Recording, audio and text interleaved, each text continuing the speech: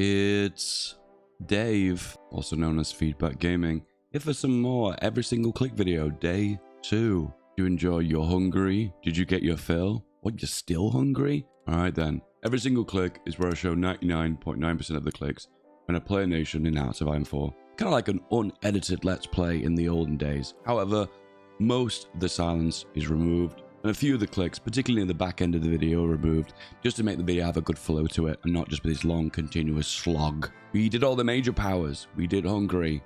Now, the next minor power, the British Raj, which feels really strange to say, because the British Raj is not a minor power. This nation can become a juggernaut. As you've probably seen today, it is the most highly populated nation on planet Earth, and it is the biggest upcoming superpower on the planet. Press 1 in the chat if you are a big fan of India. Playing with historical on, Iron Man off, because that's more fun for me. And historical because that's the theme of this series. Maybe we'll do a series in future when we don't do historical, and we do like alt history paths, and I'll let you guys vote for what alt history paths. I like historical because it has a nice structure to it. You know where it begins, you know where it goes because of the history, and then you roughly know where it ends up based on the history. Even if I play Axis though, I will attempt to win. The objective of these videos is to try and show my clicks in a game so you can become a better Hearts of Iron 4 player. Be aware I'll be playing historical because I find that more fun for me. So until 1939, I'll stick to the historical focuses for the British Raj. And then from there, I might just branch out a little bit and do whatever I find fun. And I'll try and do my best to min-max as many of the features in Hearts of Iron 4. But be aware, I will prioritize fun over min-max. So if I make a really bad decision that's not min-maxed, I'm probably going to do it because it's fun and it may be a historical.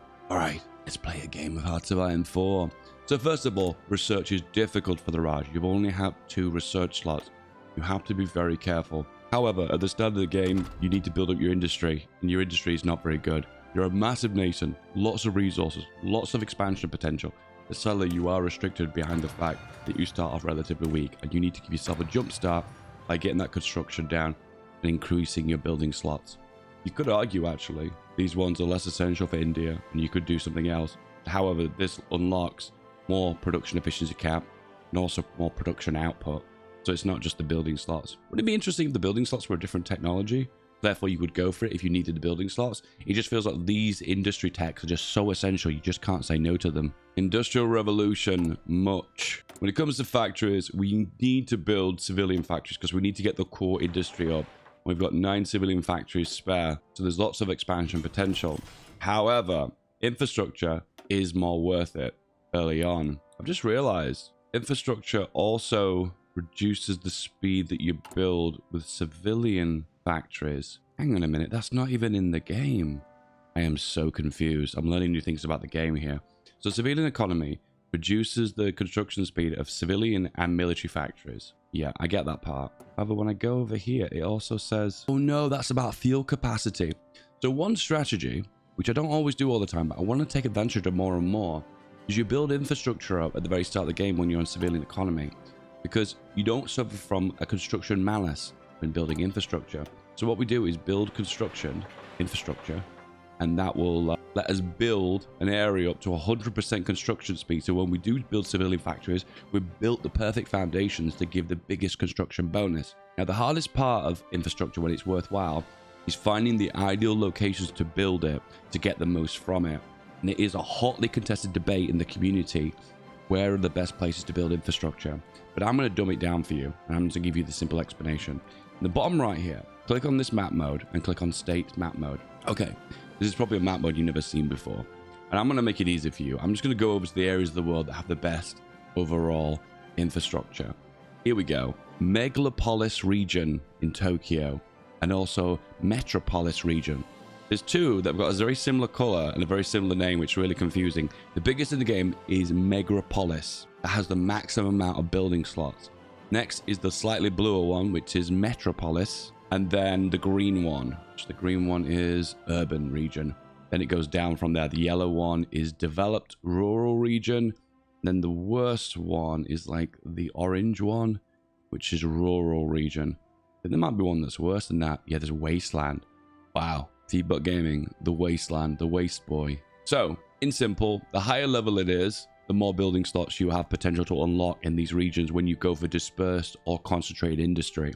So what we're going to do is build infrastructure in the 2 states, in all of the British Raj, and sadly the only 2 states that are urban region, which is Delhi and West Bengal. However, there are actually other areas that would benefit, and that is this region because of the amount of steel it's got, and steel is a really important resource at the very start of the game. And I think that actually might be it. I was almost certain there was more steel in India, but there isn't. Anyway, so there are your 2 main factors. Pick the region that has the most building slots, the ones with the higher rank of category. I can't believe that's called category. Yeah, urban region is the category because it gives more building slots. Therefore, you'll benefit more from the construction bonus you gain for infrastructure. And secondly, look at the resources in that region too. Steel is the most primary resource at the start of the game. And also, if you notice, West Bengal is probably the very best state in the game for India because you've got steel there as well. So you benefit from extra steel. Extra steel, therefore, can be sold on the market. Right now, we will not unpause the game, so you can't see, but you'll gain civilian factories based upon trading that into the game. We'll make this a focus on building up a raw industry and checking out resources in the game, and I'll maybe give you a better outlook of how the game's going. There are lots of min-maxy things you can do as Raj to try and get an advantage to mobilize really early, which is going to give you a massive jolt to your industry early game. All right, next up, I'm going to make a few guns, so we'll assign 1 onto there. And next up, we are going to... Well, this is difficult because you've only got 1 other mill. You see this 1 other mill. So what else do you build? I don't know. I think we just make guns again. All right, that's good. We also have dockyard, but we can't build any ships because we don't have any technology for any ships other than convoys. So that's what we're going to make. And at the very same time, I guess we sell a bunch of stuff on the market that we don't have. Yeah, why not? We'll sell the convoys. Once again, the way it works on the international market is when you sell things, you gain MIO money, which is the economic surplus, which gives a construction bonus. When you buy things off the market, it costs civilian factories. So buying uses civvies, selling gives you MIO money. I just realized calling it MIO doesn't even make sense because it's not a MIO, is it? That's a different feature. The economic, the IXUS, we're going to call it UX. I'm making it up as I go along here.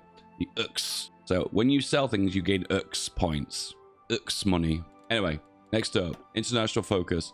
Okay, what we're going to go for first is the one that gives army experience. And this is the Indianization of the army. So lessons of the Great War, followed by the Indianization of the army. This one's very useful too because it helps us skip to a second doctrine. So one of the concerns you run into when you start off with a nation with very low war support is you gain command power slower. Can you see that? Command power minus 76%. And setting out attaches requires 50 command power.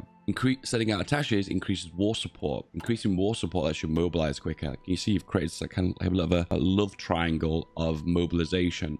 So what we're going to try and do is work those features in synergy with one another to try and benefit each other to actually kickstart the Raj's industry. Hold shift, unassigned divisions, right click, and to be fair, we only need 1 division, so we're going to delete them all apart from 1, move to Delhi, and we're going to exercise indefinitely.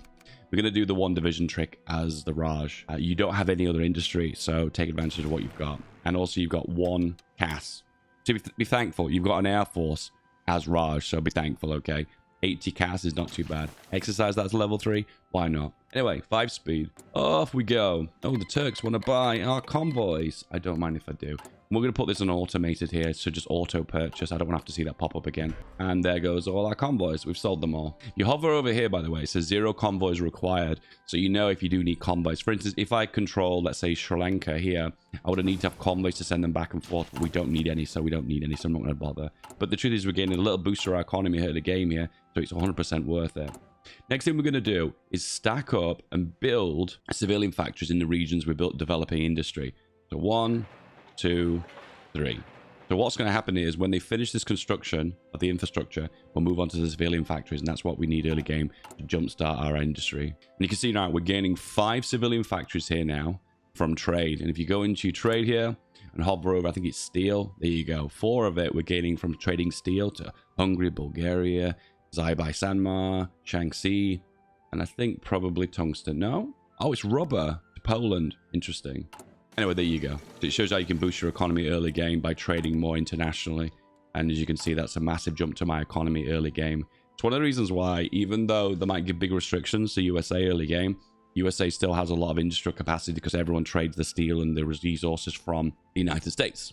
Also, another thing you can do is you can add more of your resources to the market, and you can do that by going free trade. So you go for export focus to free trade, and you can see that resources to market plus 80% instead of 50% from export focus. More resources on the market, more people can buy them. Therefore, you can trade more. Therefore, you can gain more civilian factories. However, be aware, there's no guarantee that someone will buy your resources off you. Just FYI. Because you're putting them on the market, it doesn't mean someone will want to buy them. And there's a chance if you put them on the market and no one buys them, that resources are just destroyed. It's a weird concept, isn't it? Like, you put steel on the market, no one buys it, it just turns into nothingness. It deteriorates, it gets Thanos snapped. Anyway, the Indianization of the army, gaining army experience. We will take advantage of this because it's very crucially important early game. The 1 division is exercising. He's gaining us a very smallest amount of XP, but you can see it is ticking up as day goes on. You need to make a bigger divisions to gain more XP to take advantage of this little... Would you call this an exploit?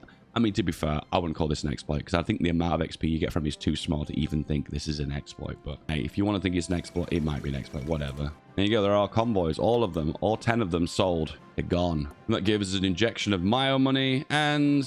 well, it's all gone now.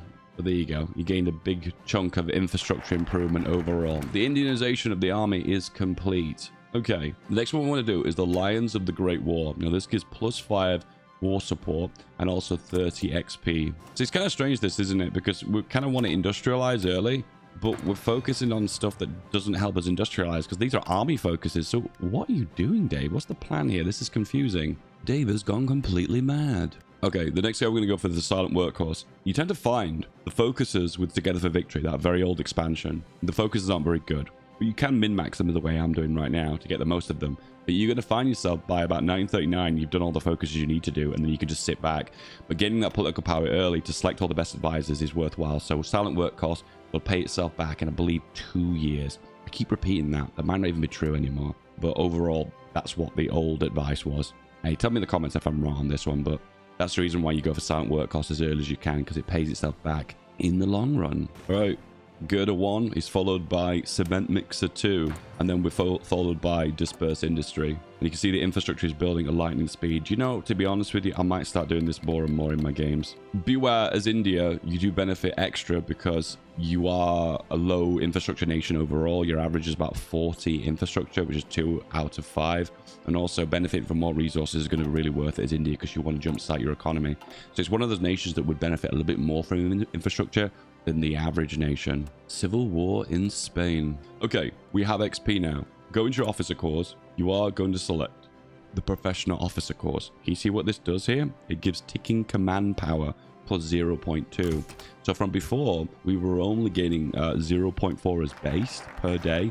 Now we're gaining 0.22. So that's a massive injection of command power. Also, the Lions of the Great War is finished, giving us some war support, recruitable pop is India Y, and also a massive injection of army XP. And we get an extra division as well. Wow, an extra division. What's this one? Is it bigger than what we've got currently? No, it's the same size, so we're deleting it. RIP. So the reason why we did this is we need the army XP for command power. The reason why we did those two. And at the same time, we need to take advantage of the war support. Now, we're going to shift to the right and get Tata Steel, which is awesome. Loads of steel. Oh, Bombay. Bombay's the west coast, right? Yeah, that's why I built the infrastructure up there. And at the same time, we're going to get the extra research slot. 2 research slots is just not enough for India, so we need to take care of that immediately. So, sending an attaché costs 50 command power, so we need to wait for it to tick up. Adding war support gives you more command power. Going for professional officer corps, the officer corps thing I just went to earlier, will give us more of that as well. Simultaneously, if you want to get more command power, you can also do this first focus.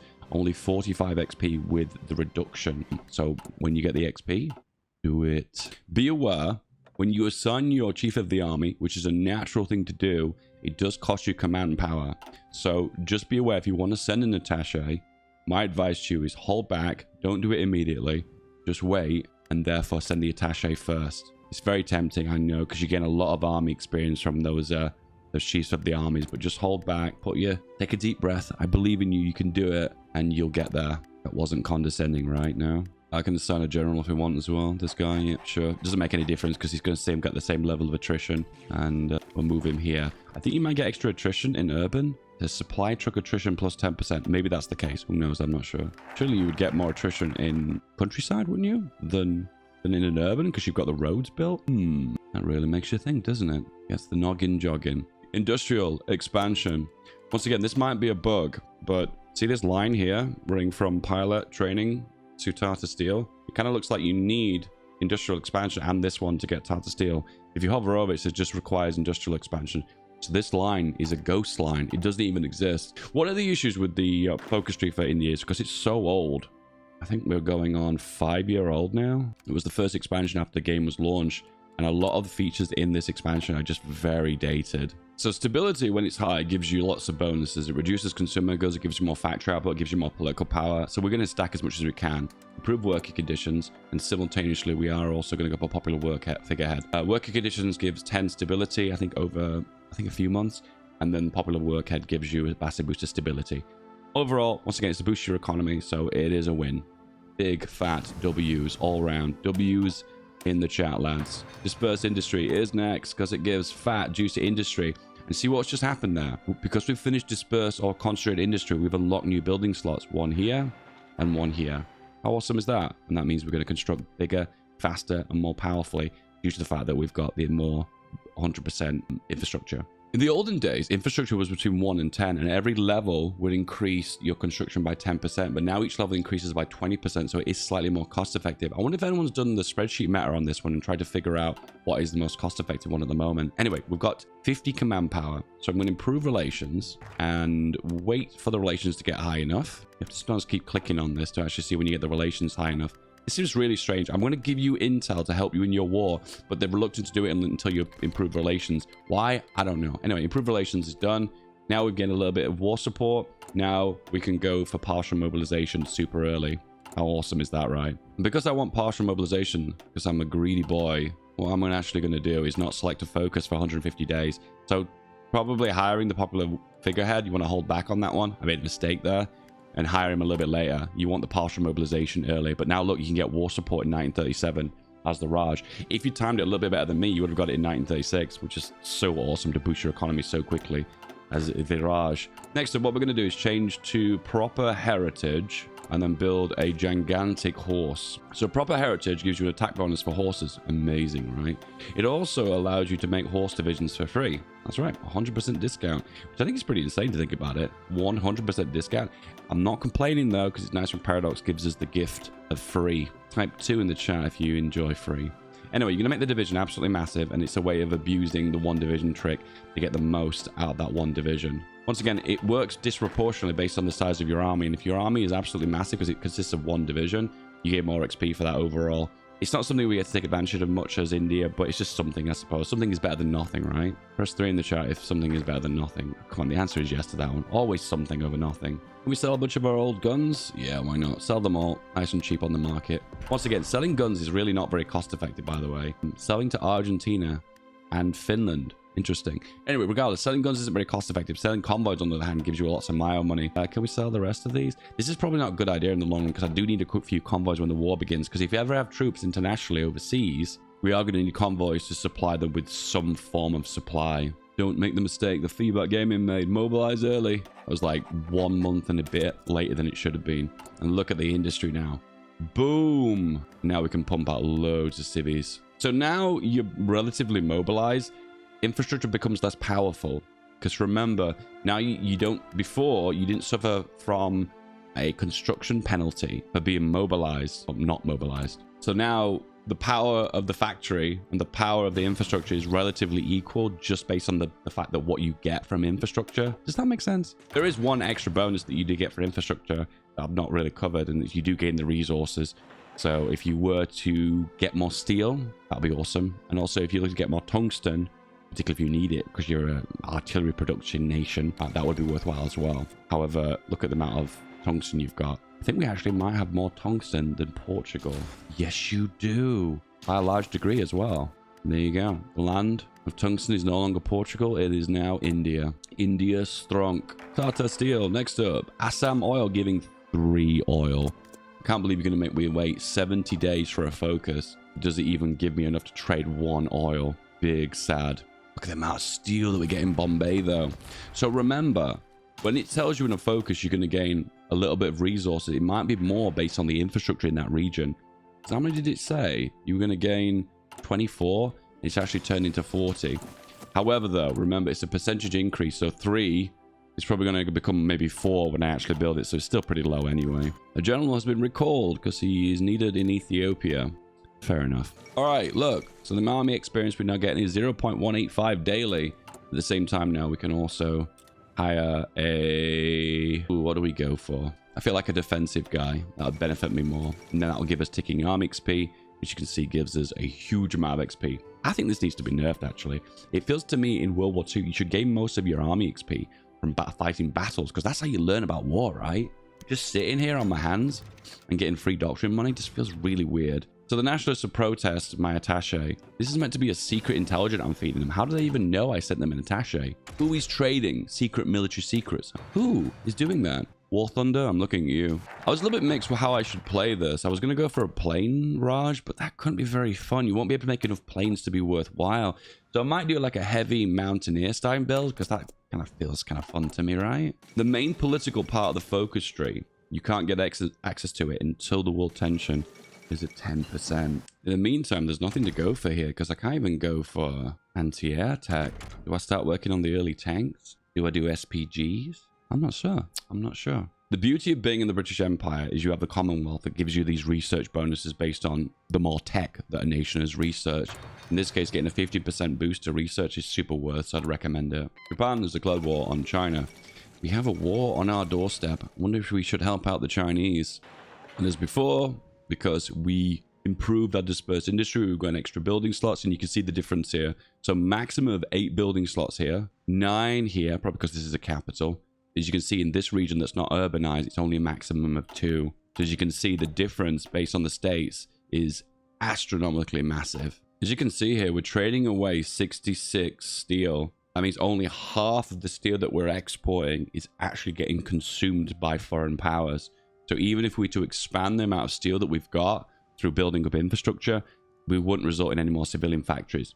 The big however is when World War II starts, people make military factories which need resources, and therefore people will start collecting your resources more. That's why when you're at war, you notice your industry suddenly gets a jump start, because there is a demand for war resources. Provisional elections, which is starting to break away from Britain. Bye-bye Britain. BB Britain. Next to research slot, and we'll go for more excavation tech. Once again, not a big one, because I don't think we'll benefit much from it.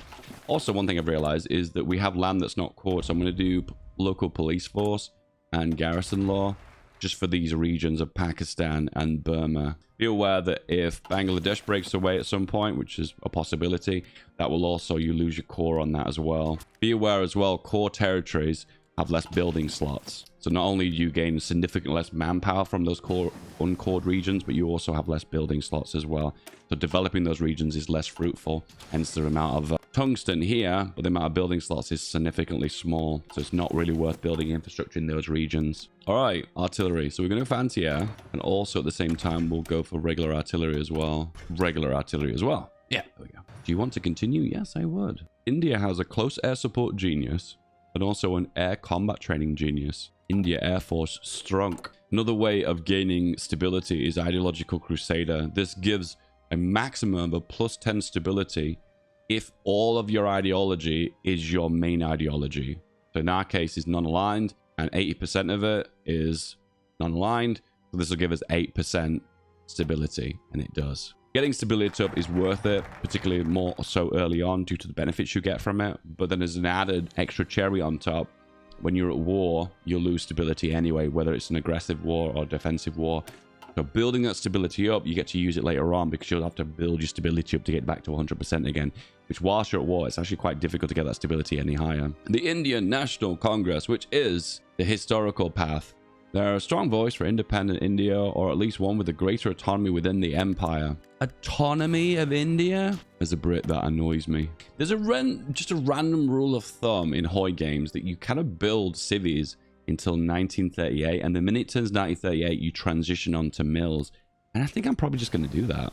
Yeah, I think I am going to do that. That's going to be the plan. One of the concerns I am running into, though, is I have a severe lack of research slots. So I want to branch out into artillery, maybe adding a little bit of armor onto my division. However, it's going to be super difficult due to the fact that I have to branch out into so much research. Luckily, as a part of the Commonwealth, I get a research bonus for a lot of these, so it does make it a little bit easier. But however, catching up is really difficult. It's kind of better when you play as a minor power, like the Raj, for instance, or even South Africa, because you start with 2 research slots. It's just quite a narrow amount of research into a certain thing. So, for instance, going for, I don't know, let's say Air Force, for instance, which is a bit easier. That's not true, though, because Air Force is massive now. There's all this research.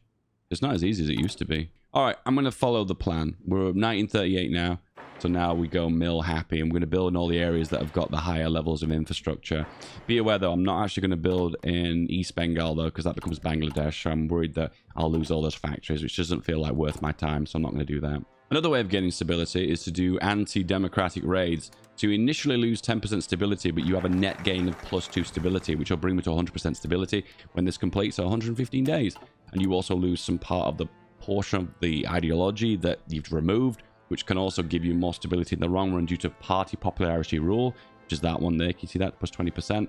And plus this guy is going to boost it even more as well due to the bonus to party popularity modifier. Oof, that's a lot of words, guys. Hope you got all of that. So the strategy as the Raj is to try and gain as much autonomy as possible to become a colony, then to drop down further, and then to eventually become an independent India, which you can benefit from this land clearance or workforce integration, which allows you to get rid of this agrarian society. You have insane manpower as the Raj. You probably already know that anyway.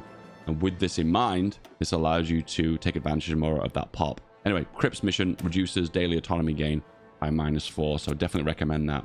Be aware, you need to be at least 30 war support to select this, because this will reduce war support by -5%. Construction, build, up you go. All right, so 2 into trucks. Might not even need 2, actually. Might even just be all right with 1. Yeah, we'll go with 1. Anti-air 2, we'll have 2 into that. And then artillery, we'll need significantly more artillery as well, and we'll probably need quite a bit on that as well. So we'll try and make a 7-2 with a bit of artillery support and just go from there and see how we do. All right, we have a Mayo. So the Mayo has given us a bonus for artillery. So I'm going to go for the standard, basically improving production, production efficiency. Breakthrough is good. Reliability is good. Hard attack and breakthrough is good. The air attack +7% is actually really strong, so I'll take that one off. 7% air. To remember, artillery adds soft attack, but this one doesn't buff soft attack. It only boosts hard attack and breakthrough, which is very small for artillery anyway. This one improves anti-air's capability of anti-air, which is their main stat, so that's really strong. But this one on the left also improves piercing and hard attack, which is the main stat of anti-tank. So this is actually on the right. The one I always normally select is actually the weakest. Interesting. Okay, I've learned something new. Anyway, anti-tank, soft attack, and the one that gives the big production bonus, the big juicy one at the bottom. All right, next up, we're going to go for free trade. So the earlier one you go for this one, the better, because it gives you overall modifiers to construction and industry and research, which is good. However, you do lose resources, but remember, you're India, you've got lots of resources anyway, so it's not even a big deal. What you want to focus on with a nation in Hoi 4 is focus on what resources you've got the most of, and steel and tungsten is your main 2 bread and butter. So my advice to you is make artillery, because you know what that requires? Steel and tungsten. But don't forget that as well, you also have a decent amount of tungsten. So you could actually go for tanks as well. It's viable as well. So I don't know. It's up to you. Okay, 3 more factories in West Bengal. I'm not going to do that anymore. Shift and control left click to shift that to the top and go maximum map slots. And now we're focused primarily on mills, and we're building these relatively quickly. Good. Okay, be aware, we have dropped below 25 war support right now. So we're about to demobilize our economy at 117 days. That's because we're basically more mobilized than we have war support for. But don't worry about it though, because Germany's about to do some naughty things in the Sudan, and that'll more than likely cause world tension to spike once again. Cripps mission is complete. Now this one is optional, but be aware this can cause a lot of problems if you don't go for it. I just realized too, we've actually lost another chunk of war support. So this is going to be difficult to push the war support up now again to keep partial mob. Wow, actually going for that one earlier was actually a mistake. All right, okay, we're learning as we go. Be aware, we gain autonomy if it's a plus number.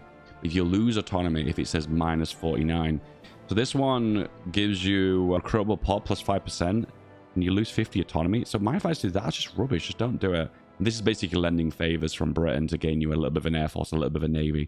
I don't want a little bit of an air force, a little bit of navy. I'd rather not have those and focus on my ground army. Thank you very much, Britain. The quit India movements. Supporters are expected to demand change. Gains you more autonomy. If you click on your autonomy here, click on the flag, and click on your autonomy, you can see it ticking down over time. So eventually when it gets to 0, you can drop from a colony down to a puppet. It goes up to a dominion or down to a colony. Actually, maybe I've gotten this the wrong way around. I think I have, actually. The princely states reduces it. The marginalized Muslim community reduces it. Oh, they've tweaked it the way it worked. That the marginalized Muslim community never used to do this before. Ooh. Maybe I just give independence to Pakistan. Maybe that's the secret to this. Yeah, I think I'm gonna have to do this. Oh, that'll lose 14 days though. That's not worth. Okay, improving our guns. Reliability is big. Output, reliability, soft attack, overall output, guns, reliability, breakthrough, blah, blah, blah. You've seen me do this a million times. I just queue them up with hit and shift. That way I have to go back to them again. It kind of cool if the game gave you like a sound effect to let you know that a trait had been unlocked for your Mayo. That'd be kind of cool. But maybe that sound effect would play too many times and it would get annoying. I don't know, maybe. Who knows? Okay, I think we're going to have to do what I didn't want to do. And I have to let Pakistan break free. Yeah, I'm going to have to let them break free. Because we need to boost our war support right now, and it's very, very low. I always thought this system was just a little bit difficult to read. It's hard to tell if you're moving away or moving towards autonomy. Anyway, sabotage, disturbing. Areas of West Bengal are destroying our stuffs. I've heard that it's actually more cost-effective to just let them automatically repair themselves, but I'm going to do that anyway, regardless. It is the marginalized Muslim community, and we're about to fix this with the two-nation theory. The two-state solution? What? It actually is possible, and another factory has been damaged. So look, these automatically repair even if you don't assign civilian factories to them. So I question sometimes whether it's just best to leave it. Anyway, stack more mills. More. Anti-air is done. Artillery is done. Upgrade. Going to assign a Mayo to this to get a bit of a bonus. Gives extra soft attack. Yeah, that's a win. More soft attack in the long run is definitely better. And we have 100% stability as the Raj. Man, Indians have never been so happy. Okay, I think we're going to need motorized, and we don't have a radio too. Ooh, that's going to run into a problem. So eventually we're going to need logistics to keep the supply down. I have a feeling we're going to really struggle with supply. So I feel like I want to do maintenance companies. Once again, another example of something that Dave doesn't usually do, but we're going to do that just to preserve our equipment so we have more of it to fight in the long run. The two-nation theory is complete, and that hopefully should stop the sabotage from happening. I realize the princely state donations is really OP, so I'm going to reduce consumer goods to gain a bit of a boost to our economy.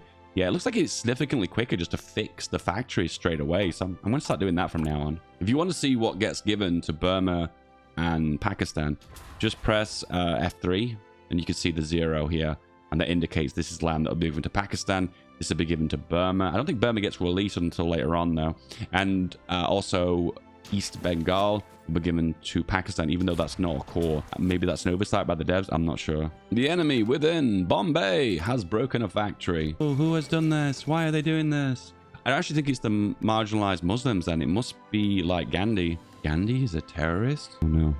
Oh no, Gandhi, why would you do this? That's not good. All right, we've got our war support up to 25 again, and the strikes have ended. So now we're preserving our industry. When the strikes do kick in, they are quite deadly, so be aware. Keep an eye on your war support. Keep balancing it as much as you can. As you notice with this game, guys, a lot of my choices were not very optimal. You can learn from that. Don't go for the popular figurehead first. Mobilize first.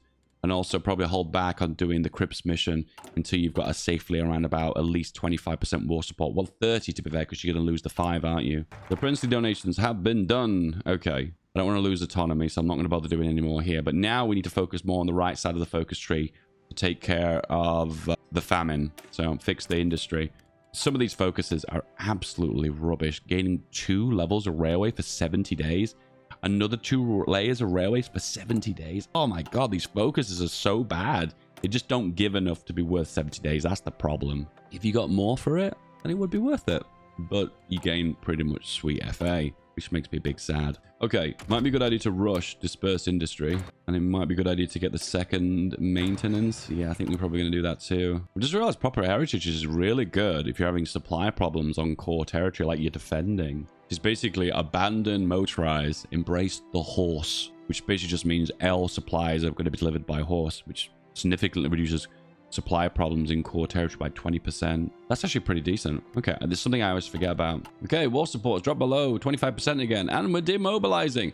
The penalty doesn't come in immediately. It has to go all the way to the right for 100 days to take advantage or to be affected by the penalty. Railways. I love them. More railways. I love them. We're in 1939 now, lads. It's the beginning of the end. And we can see our industry is starting to kickstart now and have a bit of a jump start. And we're actually starting to get the industry that we do desire and what we do love. Give me fuel, give me fire, give me that which I desire. Oh, yeah. All right, this is the one. The fist. Yes. India. #1. I also remember there's a strategy where if you convert them all to horse, yeah, we'll do that actually. You end up losing less XP, so I might actually do that now I think about it. We'll train them to level 10, deploy them, change them to horse, exercise them up, and then train them over, and it just saves you a lot of artillery XP, that's all. Okay, we just have to move around our logistics here. So what we're doing is training divisions, and we immediately see we have an issue with reinforcements of support equipment and also artillery. So immediately we just change around the production just a little bit. We're all right with anti-air, but support equipment's a bit of a problem. We're behind that by 61 days, and artillery we're behind by 8 days. So definitely the support equipment needs more mills assigned to it. Be aware that when you assign the factories immediately, you don't really see the benefit or the loss straight away. What you have to do is see that the production efficiency go up, and a lot of these issues can balance themselves out. So don't remove mills immediately thinking you fix the supply problem, or the logistics problem, because it will take a little bit of time to get the ideal production to producing enough from there. Does that make sense? All right, deploy all you boyos. Go here, sit into Delhi, convert them to the big horse, and convert you guys up. Also remember to select the horse for you, because I don't want to be putting my best division into you. Also train some more horses. Yep. I realize I've not actually got that many guns, so actually doing this strategy is not going to work. Yeah, this is not going to work. What was I thinking, Dave? Maybe I just convert to the regular infantry? Yeah, just convert to the regular infantry, the district division. Still a little bit low on equipment, probably, but we'll exercise them as high as we can go, then convert them over. So I'll explain myself here, because I've not explained myself very well. So this is the division that we want for now. We might approve it in future. It's 24 combat width. However, this division has lots of artillery. Artillery is expensive per unit of artillery, so that's 72, where infantry equipment is very cheap. So losing infantry equipment is viable. However, losing artillery is probably not worthwhile in the long run. So what I do is I make a division that's 24 width or higher, train that to level 3, then convert it back, and therefore when I exercise this again, it'll take less time to exercise to level 3 to take advantage of the 25% attack and defense bonuses to save me less equipment overall, because exercising does attrition. You go into equipment here, you see the attrition. It's this little page in the top right of the theater. You can see that's where I'm losing from training. And it's best to lose infantry equipment than it is to lose artillery, because one of them is significantly more expensive than the other. We got there. We made it in the end. I got it all out. I think the most interesting part of the focus tree for India is this bit on the right side here, the British investors. So what you do with this is you gain factories, a decent amount of factories too. Like this one gains 2 mills, 3 mills, 3 cities. However, it increases your autonomy and makes you more integrated with Britain. So you're kind of selling yourself to the devil to gain factories. So you've got to make an interesting decision there. You're like, do I want to sell out my country for more industry? Or do I want to keep improving my autonomy? Because you've got that little mini game going on as the Raj to try and get more autonomy. So what's the best decision for India? I don't know. It's a good one. I like this. It's a good mechanic. I like the fact that the developers are taking advantage of an existing game mechanic as well. Now, we need more research slots. And there's a few. There's one here, and there's also one here. However, this one needs more than 50 factories. I need to be fully independent. I'm not fully independent. And this one requires also me to be at war and fully independent. I don't have that one either. And this is the part of the focus tree which kind of feels a bit redundant, because there's not much to do now. Yeah, there's not a lot to do. So I guess you start working on focuses that eventually will give you the research slot. That's a possibility. This one's pretty good, giving jungle training, which gives you an attack bonus for mountaineers. That's pretty nice. But overall, a lot of the focuses don't really give me an initial boost that I feel like is worthwhile. I kind of feel like as India, you want to take advantage of focuses that give you an industrial boost, because they're the ones you need the most. Because as a nation, you always want to balance out what resource you need the most with. You don't need manpower with India. You don't need resources as India. So the biggest thing you need as India is going to be raw factory power, either civilian or military factories. That should always be the question you ask yourself when you're building up your country from the ground up. It's like, what do you need the most of to take advantage of to benefit your nation the most? Okay, I'm going to assign 2 into trucks. This is the minimum amount of trucks for the supply priority. Will I be taking advantage of that? Maybe, maybe not. We'll deploy those extra divisions. These are going to be exercised to level 3 too. We might as well have a 24 stack army minimal, right? Of 3 of those. And right now we're low on steel, and we actually need trains as well. Okay. So we'll assign 1 train. We don't even have trains researched. Wow. Okay. So there is a magical train button here, but it's not even there for me because I'm considered a major power. If you go into international market and click on diplomacy in the bottom left, then click on country list. There's so many clicks here. Then you click on, where is it? Major countries. No, I'm not a major power. So one of the decisions you get as a minor power in Hawaii is the ability to make like 15 trains appear out of nowhere. It's one of these buttons. I don't have the ability to click it right now. And the reason why I don't have the ability to click it is because I don't have trains research. Regardless, I've just spotted that this gives me 1 building slot where I have maximum infrastructure. And this one also gives me war support. So I'm going to hit these buttons just to gain the bonuses for now. Yes. So you can see this supply logistics 0. Now it's 100%. I think it dips up and down. There's a certain point where you make enough divisions where you need to start using trains to supply things around, because trains are better for moving supply around than horses, put it that way. We are going to need trains anyway, because when you do motorized priority, this button, your train requirement's going to go up massive. It's going from 3 till 4. Oh, there you go. It was an increase, okay. I just realized we've got a new dispersed industry now, so build them all in the areas with maximum infrastructure. Prioritize those ones, but don't forget to finish off the ones that are partially constructed anyway. You're getting so much XP, some of these focuses, though. The XP ones are really worthwhile, like 50 XP? That's really good. The Indian Gurkhas. Request loan lease from Britain, and they say yes. So there is a downside to this. When you are a puppet nation, vassal of the United Kingdom, when you ask for loan lease, you're losing autonomy points. But this moves us right towards a dominion, which gives us more autonomy. However, requesting guns will reduce that. What I'm going to do is do something really bizarre. I'm going to train just as many as I can. Then I'm going to wait a day. Then I'm going to request guns from Britain and just see how many they can give me. 5,000 guns. Wow, that's really high. Okay, our industry is really good right now, so I don't think advanced machine tools is what I need. I think I need to focus on logistics and get the supply down, so I'm going to go for motorized. One issue we've run into right now is the amount of guns they're giving us requires us 409 trade from convoys. It's a lot of convoys, but we don't even have enough convoys, hence the reason why banking convoys is usually a good idea in the long run. But in this one instance, it was not a big deal. I'm going to import a little bit of steel and a little bit of aluminium. If you look here, and there's like a convoys, it says a dash. What that basically means is you're trading through land routes, and that means you're not eating into convoys, and that's always ideal, particularly if you're struggling with convoy usage.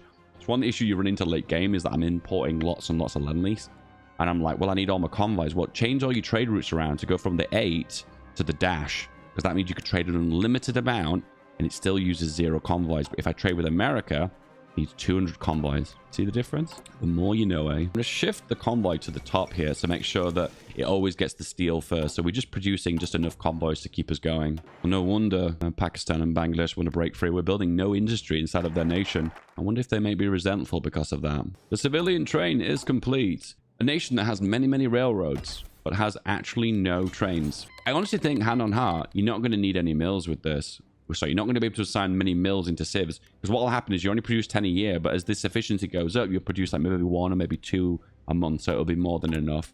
Import the resources. The war industry has begun. And one of the concerns we're going into now is if we want to move our troops to a different part of the world, we're unable to do so because we don't actually have any convoys. So let's have a look at the lend lease from Britain. It usually says when the next delivery is going to be. I might have to look into market, diplomacy, and then lend lease, which is this one. Next lend lease will be in 26 days. Okay, so that's the full period then in that case, so we'll cancel off the remainder of those. Thank you for the guns, Britain, but no thank you. We're done now. All right, convert them all to the main artillery that we need. We're going to lose a bit of XP, but you can see now we can exercise for a very short period to get to the level that we need them to be. And exercise to level 3. There we go. Deploy you here. And change you to level 3 as well. So we actually have a full army now. And we need to select a field marshal. Oh, this guy's new. Never seen this guy before. He's a skilled staffer. We also have a panzer leader. As India. Could that come in handy? I don't know. I think we'll go with this guy. And then we'll change to the jungle rat. What traits has this guy got? Oh, he's just a panzer leader. Okay, we'll get the jungle rat. But then Hillfire is pretty good too. It's hard, because there's a lot of tough decisions to make there. If you want an easy boost, by the way, for your field marshal, just go for offensive doctrine. There you go, +1 attack. That was easy, wasn't it? All right, select the general, double click on motorized priority, and suddenly we need a massive injection of trains. I realize we've actually reached a key point where we don't even need more mills. We actually need civs now because we need to balance our economy. So, yep, look for the areas with a higher infrastructure and then build them up. We got the magic button to add free trains. No, I feel like the game considers us a major power, you know. Anyway, import allied propaganda gaining war support. Also, working conditions because we've lost stability due to the fact that we're at war now. If you hover over it, you can see that we're lost 20% stability because now we're at war. Also, we can select advisors now. Infantry expert is usually pretty good. And then industrial concern is also pretty good. And we can mobilize as well. The economy is no longer asleep. It is now woken up. To send my troops here. Yeah, let's do that. Have we got the convoys to do that, though? The risk is that if they've got combo raids here, we're going to be in a bad state. But I need to do something in this war. I can't just sit on my hands. What you want to be doing is actively participating in battles. And when you participate in battles, you're taking casualties. And when you're taking casualties, you're gaining autonomy. So that means we can get to rush to independence significantly quicker than we would have done. What I'm doing is now trying to beeline to this extra research slot.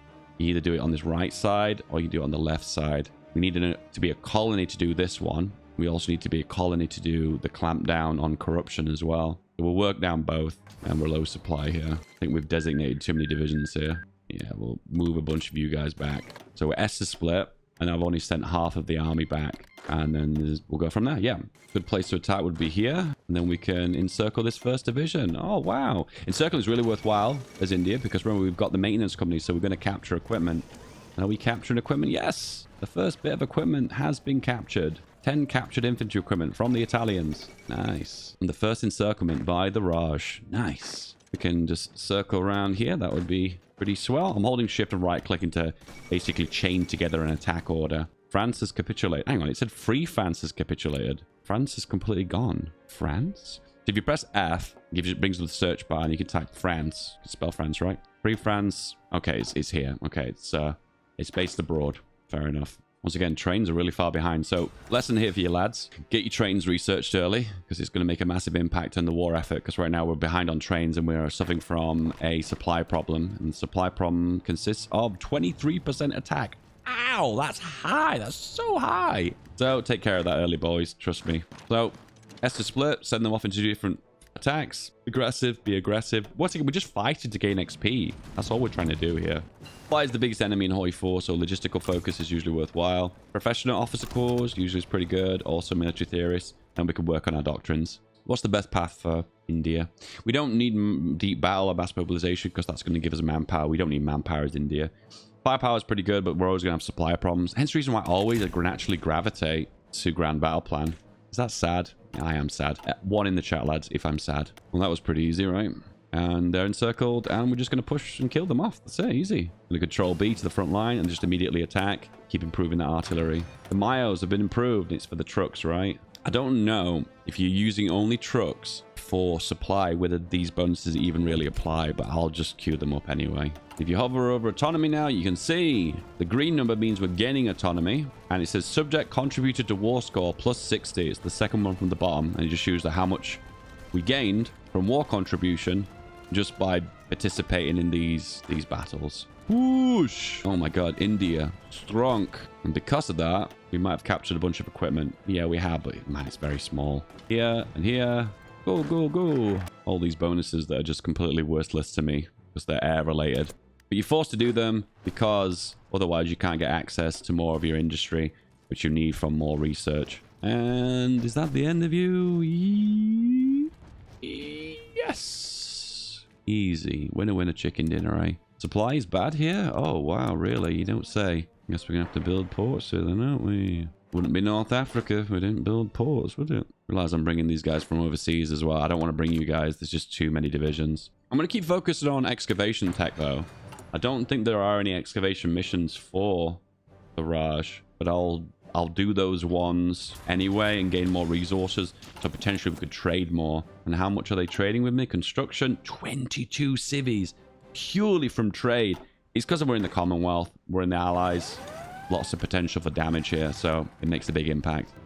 Look at this, the British Raj building ports to help out the Allies. Just feels like a very strange thing that the Raj would do during the war, right? No? Does anyone feel the same way? No? Just spot another one. Another of these decisions improve building slots by 1. And it's in West Bengal as well, which is another area that we've got the maximum amount of infrastructure, which is a really good idea. So shift that up. Port has been finished. We've got a little bit of supply coming in here now. Also going to go for an attack here. You hold Alt and drag it, you can kind of move the front line. If you look really closely, you hover over it, it says where they're going to go. You see these checkered lines here?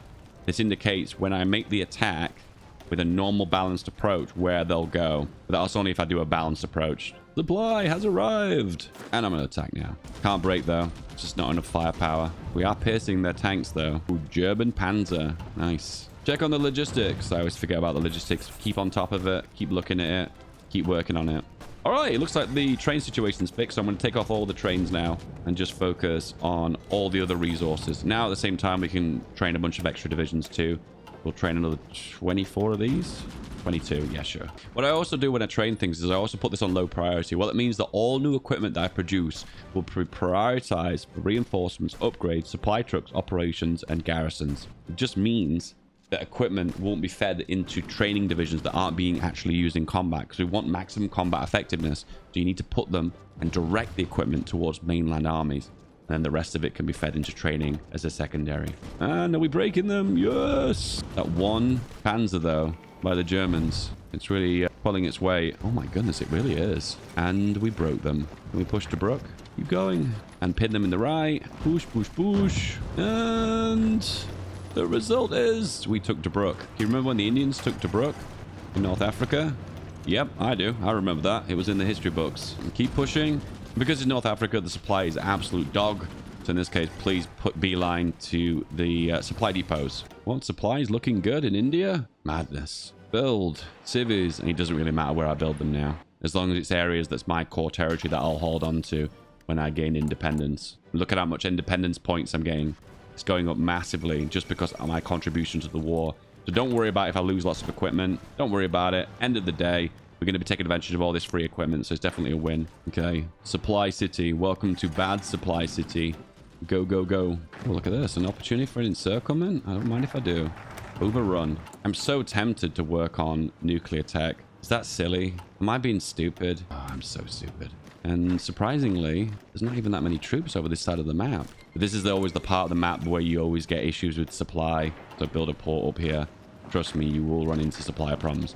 Good idea is to take this airport here because that will deprive them of quite a lot of combat effectiveness. And Tripoli is empty. So just break into it. Ah, and the Germans arrived with their 2 medium tanks. So look, even the Allies aren't moving troops over here because they know the supply is so bad. As I say that, they move troops over. We can increase our autonomy. We become a dominion. And now we have an Indian leader. Election. Communist in government. Is that a good thing or a bad thing? I realize we're non-aligned, but we're a democracy.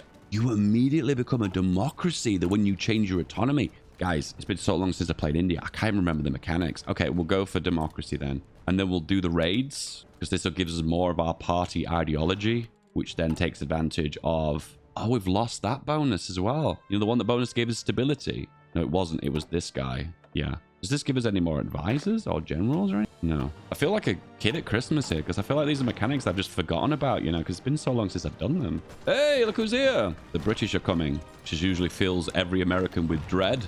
But not in this instance. No, no, no. We have encircled Tripoli here, but we've still got no supply in this region, so there's nothing we can do in this region.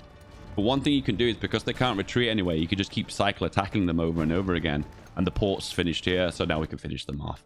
Nice. And you're gone. You dead.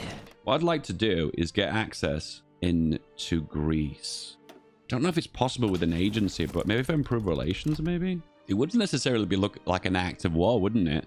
If a foreign power and the allies who are at war with the Axis were putting troops into the nation, because it's kind of showing like a form of an aggression, wouldn't it? It would be showing that you are intending to use your troops in an act of force to defend that said nation. And I'm going to convert everyone to this division and then exercise it all the way up. Maximize priority for supply. Nuke tech is done. We can go for this one. We've got autonomy, but for now we're going to go for clamp down on corruption, which reduces the risk of famine. So around about this time, I think it's 1940 or 1941, you get a famine event. It might be that Churchill needs to be the leader. Oh, he does. Okay. What that does is it's like a strikes, really. It lasts for like 6 months, and it gives you a big penalty to consumer goods, political power, all nasty stuff. But if you go for this one early, which we have done, it allows us to mitigate that penalty. The big issues now is I could do a naval invasion into Sicily, and Britain's naval invading into Sardinia. I don't usually do this, so we do something a bit different. We try something like that. I don't even think I've got the technology to even do this. No, I do. Oh, I do start off with this. Okay. So maximum relations gives me plus 10 positive, so I can't even send access. What I was trying to do is getting troops into Greece before the war, and maybe I could potentially use a spy to boost relations as well. Oh, but hang on. I don't even need to do this. I can just put troops into Albania, so it doesn't even matter anyway. Okay, well, that was a complete waste of time. Realized too, recon would be worthwhile for the soft attack bonus. So if you're not aware of this now, some certain support companies can actually give bonuses now to different battalions in the army, and this will now give a net bonus of 10 soft attack. Is this working right? You can actually see that. You can see the battalion modifier, artillery support, or line artillery plus 10% soft attack. If I add this on as well, this is going to give us a massive 41 soft attack. So worth. And they've declared on Greece, which is a weird thing to do because they can access it through Bulgaria. This is a massive risk, and I feel like this is slightly stupid as well. Hey, come on. We're making an entertaining video, right? Live on the edge. Anyway, we did a naval invasion from here to here. By the way, when you land with a naval invasion, you can select different tiles that you could select from. I think it's everything that's adjacent to this corner that you can select. So I want to land in 3 areas because the first initial landing is probably going to fail. But what I want to do is land into multiple regions to kind of like branch out, I guess. So for this one, administrative oversight, which allows you to kind of modernize and industrialize India, you need to be fully independent, but we're working on it soon. Anyway, next up, we're going to go for this research slot, which we can't do until we're independent, but we'll kind of work in that direction. All right, convert those to the division that we actually want, and then exercise them to level 3 and get another 24 of these ones out. Yeah, why not? Come on, you're India, right? You've got the manpower. Just do it. All right, naval invasion, and we can actually do this. Oh, this is going to be a disaster. Whatever, let's do it. So we don't have a navy, so we don't have no way of projecting naval superiority, okay? So this is a complete gamble if French and Britain puts up their fleet in the right area so we can do a naval invasion, but by the looks of things, they're able to do. And oh, Britain's landed with as well. Wow. Okay. So what you want to do now is surround the port, either in the north or the south, to try and get the encirclement penalty. There we go. And right now, this is a win. Big W. Boom. Always leave behind 1 division, though, to hold a port. Otherwise, you'll be in a sticky situation. But no, that's it. We secure it. That's it. Done. Wow. We went garrison, by the way, there. And did a garrison just holding the whole coastline. We gained a medal for that as well. First to land at the beaches. Supply consumption reduction. That's pretty cool, isn't it? Can we do total mob? We can. The big concern, though, is we're only on volunteer only. So we would need another additional 300 political power to mobilize to extensive, but we can't change to extensive until we're fully mobilized. So be aware that total mobilization does hurt us in the long run. We can't even do women in the workforce because or can we? I think I can. No, I think I can. The total mob. Yeah, we can. All right, okay. Women in the workforce in India. Very modern of India, that, isn't it? Right now, we desperately need trains. I took a few mills off, but I have to reassign them back on again now. And we'll use the Mayo to improve the defense on the guns, keep that up to date. I realize the Mayo for the artillery is going to be worthwhile too, so I'll pop that on as well, getting a bit of breakthrough. Anti-air.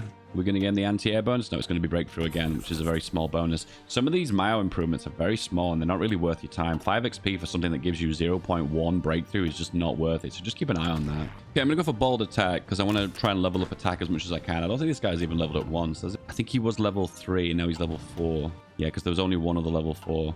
Maybe. I'm not sure. It's important you build up a big army, by the way. That's super important as India because you are going to be at war with the Japanese at one point, and if they're pushing towards Burma into your nation, that's obviously going to cause problems. So what would naturally come next? I guess we would be putting troops into Greece. The issue with Greece is the supply is dog. Always a problem. And be aware too, you could get intercepted by the Italian fleet, but I think the Italian fleet's been ripped.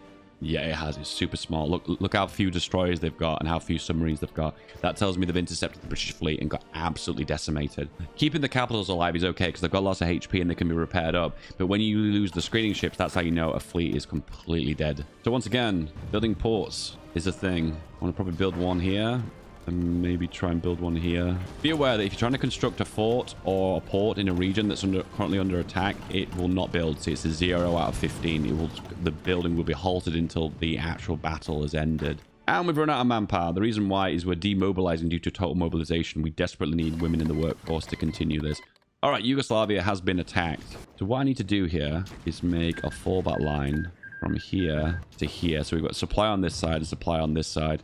It's a bit of a janky front line though, isn't it?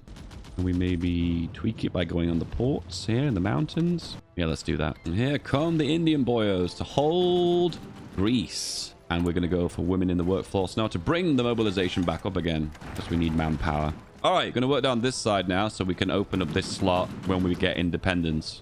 Be aware when there's a dotted line here, it means you have to select one or the other to progress down this area. So you're either choosing between support artillery. Yeah, the artillery passed the better one. Extra movement speed for artillery. Such a strange thing to go for. And it unlocks mountain gun, which I can't even remember what that even does. It's once again, it's been a long time since I played as India. What I'm doing here is I'm using a research slot to juggle between these two. I pick this one, then I pick this one, then I pick this one. This is the most effective use of your research time. And this port is going to come in handy because right now the supply is bad here. The reason why I've chosen to build this port over this one is it's already connected to the railway line, so it just takes time having to build the railway up. So the autonomy right now is 215 out of 1,000, and then we can break free from here, but it will cost 300 political power to declare independence, so just be aware of that. Do you know what I want? What I really, really want? Mountaineers. It's surprising there's no technology in here that just gives you free mountaineers, isn't there? Well, this gives mountaineer technology, though. I don't want mountaineers. I want the Rangers, which is a support company that gives you bonuses to fighting in mountains. Yeah, where is that? Special Forces, Mountaineers. Here we go. Yeah, Rangers. Gives you extra 20% attack into mountains and 10% defense. Or you can go for the snow version, which gives you snow attack and defense. I think at any time you can switch these out, so you can go for one or the other. And they're attacking me. This is so good for me. And what I'll do is also make a fallback line here just in case they do break me. But by the looks of things, we're holding really well here. The air power is probably the big factor that could actually push us back because we only have one support AA. And if they get enough cast, they can demolish us. And we're holding. And this is great because we're taking casualties. That means we're getting loads of autonomy. Look how quick that autonomy is going up. 195, 196, 7, 70, 78. You can see it's going up exponentially. You can gain independence so quick with this. Okay, so you can see something weird happening here. We're losing this front line here, and I don't think there's a lot we can do about this. No, I don't think there is. I just realized that was called the Bangalore Torpedo. One of India's greatest contributions to the art of war is the Bangalore Torpedo, a series of connected pipes that can be used to destroy obstacles while engineers are under fire. The device has gained great popularity around the world. Well, guys, I've never heard of that before. That's a new one. War bonds is a straight win, reducing consumer goods. Let's see what it actually gains me. So we've got 15, 30, 39 civvies. If I go for war bonds now, that gains us nothing. Wow, war bonds has been nerfed. So in the past, it was a straight reduction of 5% consumer goods, but now it's proportional. So it has diminishing returns the more consumer goods you return.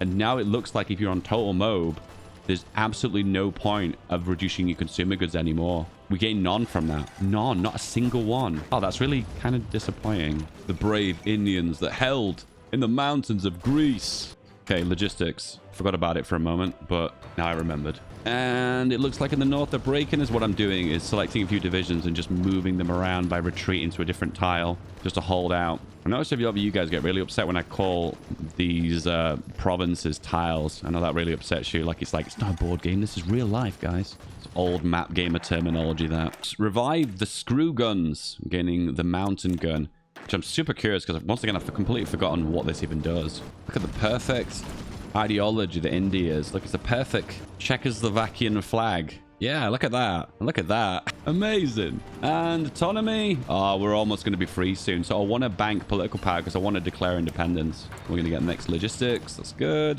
And I'm going to add logistics on as well. They're losing so much equipment from this. This is such a net loss for them. I'm running out of building slots. I think I have run out of building slots. This one's India. This one India? No, that's Pakistan. No, is it? It shows as Pakistan. Oh my goodness. I realized I've unintentionally done something really edgy there. I called Kashmir Indian. Dave, what are you doing? Okay, infrastructure. We'll improve that here just for the extra resources. And that is it. I realized we've reached a point as well that actually building cities is not worthwhile because we've run out of building slots. It's one of the downsides of infrastructure. You build factories so quick, which is a good problem to have. You just run out of building slots. And I realize we desperately right now need next dispersed industry because we need the building slots. But we don't have the research. one problem leads to another problem. Everything becomes a problem. I think 3 armies is going to be enough. I don't think we need any more. Okay, Mountaineer's done now. So what we can do is go into Special Forces, get the first one, which enables Rangers. Then we get the Rangers, and then the third one's important too, because it makes Rangers 50% cheaper. So instead of 100 XP, it's only 5. I don't think there are any other bonuses to Rangers anymore. Nope. Then we can add on the Rangers. Oh, we're filled. Oh, that's rubbish. Hang on, Rangers aren't even here. Am I going mad? Have I broke the game? Rangers are a support company, right? Enables Rangers. They're here. Oh, so I'd have to switch them out. Oh, I see. And this would make me reduce... Oh, I'd lose 2 support. Oh, okay. We'll just lose 2 soft attack. Okay, it's definitely worth. So the downside of Rangers is you lose the modifier for gaining extra soft attack by stacking them with the line artillery. On the plus note, though, you gain the extra bonuses for defending and stacking to mountains, which is also super worth. Keeping an eye on support equipment here, though, because you can burn through that pretty quickly. Okay, what else it does say desperately needed? That's right, building slots, so disperse industry. And once again, we're still holding, and we have full autonomy now, so we can declare independence when we have enough political power. In this point in time, I don't really want to select any other focus because I want to gain double political power. So whenever you're not selecting a national focus, you gain an extra +1 political power. So it's sometimes a good strategy if you want to hire someone or do something like I mobilized earlier by just not selecting a focus. More political power, therefore more options to improve my nation. Logistics 2, then we do logistics 3. We tend to find that the first logistics is kind of rubbish. 10% reduction of supply is just not very big initially. Then you get the second one, which is a doubled increase, and then we're increasing it by another 10%. Then when you get to about here, then it actually starts to really be worthwhile. 30% reduction in supply overall is massive. With another 5% with the logistic focus. That's the reason why I love Grand Battle Plan. The only way of getting more supply reduction is going for deep battle, which is the doctrine for like the Soviet Union. And that will reduce it by a further extra 5% instead of 15, it'll be 20%, which I don't think the 5% is worth it compared to the bonuses you get from deep battle. I just don't think it's worth. That's the reason why I don't bother with that one. Atomic research. Then we go for nuclear reactors because we're India, right? That makes perfect sense. But what you can do now is go for smiling Buddha. That means nuclear bombs that can be researched with a 300% bonus. And that's the reason why I did it in that specific order. I kind of question whether this is worthwhile because all we're really doing is gaining contribution. We're just holding ground. We're hoping the allies out. I told you this is the most historical game. Independence. We are India, and Pakistan has been released. Now, there is an event that fires later on where Burma becomes independent too, but I think it has to be when you're at peace. You have no control over that one. All right, what do we do now? Do we need research, or do we try and fix our agrarian society? So this was added in a free patch the Paradox released only maybe 6 months ago. With industrial corruption dealt with, and our independence secured, it is time to bring local administrators under the wing of the government. While this may be a difficult task, tribal leaders of the local officials hold sway over great swaths of the population. We must incorporate for the good of the country in these dark times. Enables the rural industrialization decision. I think what this does is it changes more areas of India towards urban region. I'm almost certain that's the result of what this works out to do. Yeah. What sometimes a good idea to do is to delete the fallback line and then just manually move troops forward once again, because you end up in a situation where they can sometimes clump up when you're losing battles in big sways. So we don't like to trade with us ball bearings. You will gain +2 stability and weekly manpower +15. You will lose 5% consumer goods, but you makes your tanks cheaper. Not even making tanks. So we even go away. And there we go. Fully independent India in 1941. Told you guys, India strong. Bangladesh has declared war on Pakistan. Man, that escalated really quickly. I can't believe how quickly that happens. I believe that didn't happen until the 1950s, but there was an election. Pakistan had the majority of the power and the majority of the rule, and the Bangladeshis felt marginalized. So they ended up ignoring the election result, and it caused the Pakistanis to send their military in, and India sided with Bangladesh, and that resulted in an independent Bangladesh. Germans have declared war on the Soviet Union. Classic Germany. Not closing one of the front lines, but opening a new one. Classic. I did say earlier. Now, I'm making more factories. I've decided. It's hard to know what to build at this point because you have so much industry. The Soviets want access to our ports. Sure, whatever. You have the ability to justify in Japan? Yeah. Oh, that'd be cheeky though, wouldn't it? That'd be cheeky. Can we get access? No, we couldn't. So it wouldn't even matter. Operation Biting. Okay, so in the expansion, the resistance, there's a bunch of operations that are unique ones, and you only see them if you're playing a certain nations and you have a certain amount of spy network. So we have a 50% spy network in Germany. We can see this one. It appears that the enemy is ahead of us in developing radar. We have installed enemy radar installations in vulnerable locations, blah, blah, blah. We've taken by the sufficient determined to assault the small force. Okay, so we have the ability to here. If we use a spy, we can steal their technology. It requires 2 transport planes, though. We can't do that. I think that's a generic one, actually. I don't think that's unique to India. I think any nation that doesn't have radar and the other nation has radar, well, you can have the option to do that. I want to see, what was the mountain gun? I don't know what mountain gun means. Every time I've researched that in the past, it gives you a pop-up saying it's like a new battalion or something that's researched, so I don't even know what that means. All right, we've exercised these guys up, then we put them to level 3, and now they've got awesome stats. Keep exercising them, and we'll go for the Panzer leader because he's got lots of attack. Now we'll go for this guy. He's more balanced. Defense and attack is balanced. And it looks like we're at war with Japan, but we have the option to say no now because we're an independent nation, where before it was forced on us to join the war against the Axis. I have the option to basically say no. We are a strong, independent India, and we don't let any man control us or tell us what to do. Press 1 in the chat, guys, if you agree, girls. Sorry, girls. Sorry, girl. 1 girl. There's definitely no more than 1 girl watching this video. 1 if I'm lucky. All right. Infiltration assaults, awesome. It gives you consumer reduction of 5% for supplies, and also 5% extra soft attack for recon. Oh, we can't take advantage of that because we've got the Rangers. We could always switch that out anyway. There's an option here to upgrade our Mayos. Gives reliability. Totally not worth. I'm not going to bother doing that. Administrative oversight. So now we can gain the research slots that I've talked about for a million years but not gone for. So do we need research though? It's nice to have, but anyway, we've got 2 options now. Once again, this was added with the free patch. Rural industrialization decisions can now add 1 building slot. This will be applied retrospectively to all states upon this decision has been taken previously. Oh, okay, yes, this is the new industrialization thing. So if you've got max infrastructure, you can slowly chip away at recruitable population factor. However, you lose stability. I feel like this is a net loss. Okay, it makes sense if you want to improve the amount of population, but we're on volunteer only right now, and we have still a healthy population for our army. So it's like, what am I actually gaining from this? So I think the only thing you really do gain from this, to answer that hypothetical question, is you reduce agrarian society to nothing. That's what it is. But now you've got the option every time you do one of these industrialization ones, which by the way requires 5 infrastructure, it removes and chips away of agrarian society. And on top it off as 2, you can gain 1 building slot every time you do it, or you increase local construction and available resources. I mean, this is kind of good, I suppose. I feel like the building slot is actually more viable. This allows you to build more tall, but if you've not got the extra building slots, then what's the point? This is a hard decision. And I like those ones, because if it's hard, that means I have to really think about it. I think the building slot's the way forward, though, because look, I'm already max built anyway. Look, I'm built up to maximum anyway. Definitely improving that higher is definitely for the win, right? Rubber, a little bit of oil. I'm building the infrastructure just for the sole purpose of completing those focuses. That's it. These decisions. That's the only reason I'm doing it. It costs 75 political power, so it's quite expensive too. So you're gaining something that doesn't necessarily help you as India because you already have the manpower anyway.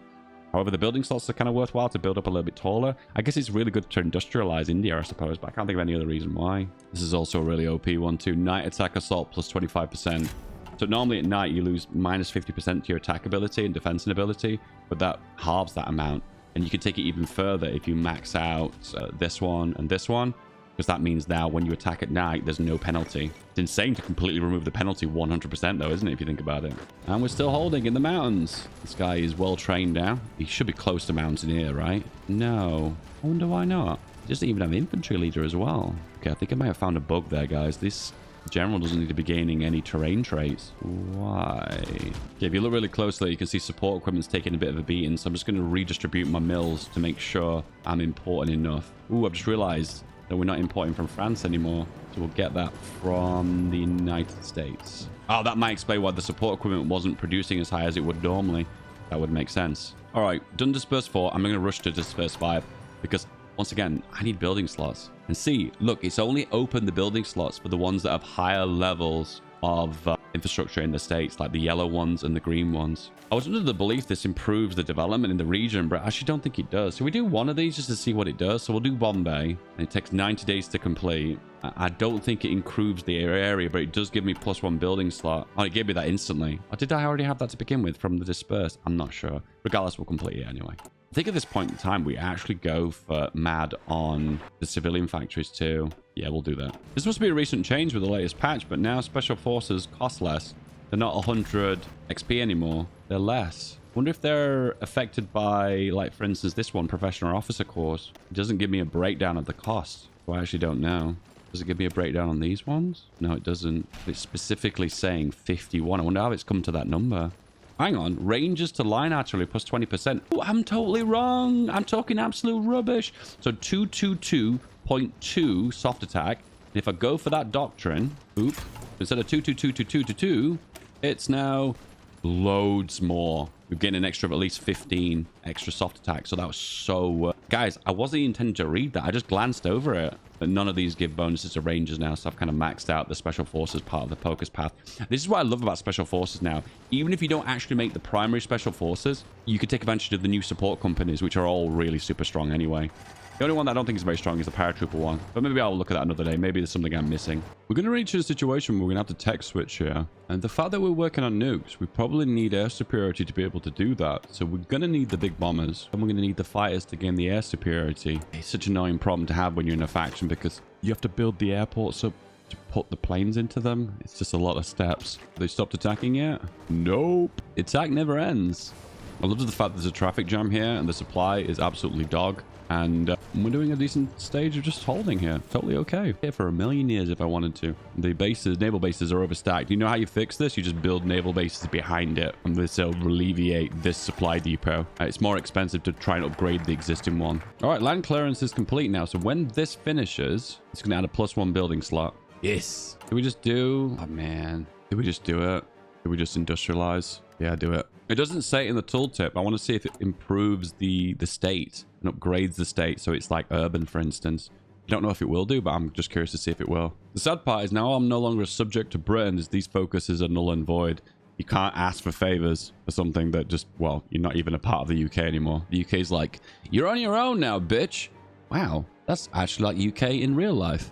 That's exactly what Britain actually did. Damn, Britain. Are you the arsehole? Are you the baddies? Are we the baddies? I like that I'm defending Greece because this usual landing into Sicily is kind of standard feedback gaming plays, and I feel like I want to play something just a little bit, a tiny little bit differently. Ooh, naval invasion into Greece? Okay, that's smart. That's smart. Credit to the AI. Credit where credit's due. Just to be fair, that's really where you want to land, but however, is it enough firepower to be worth it? Nope.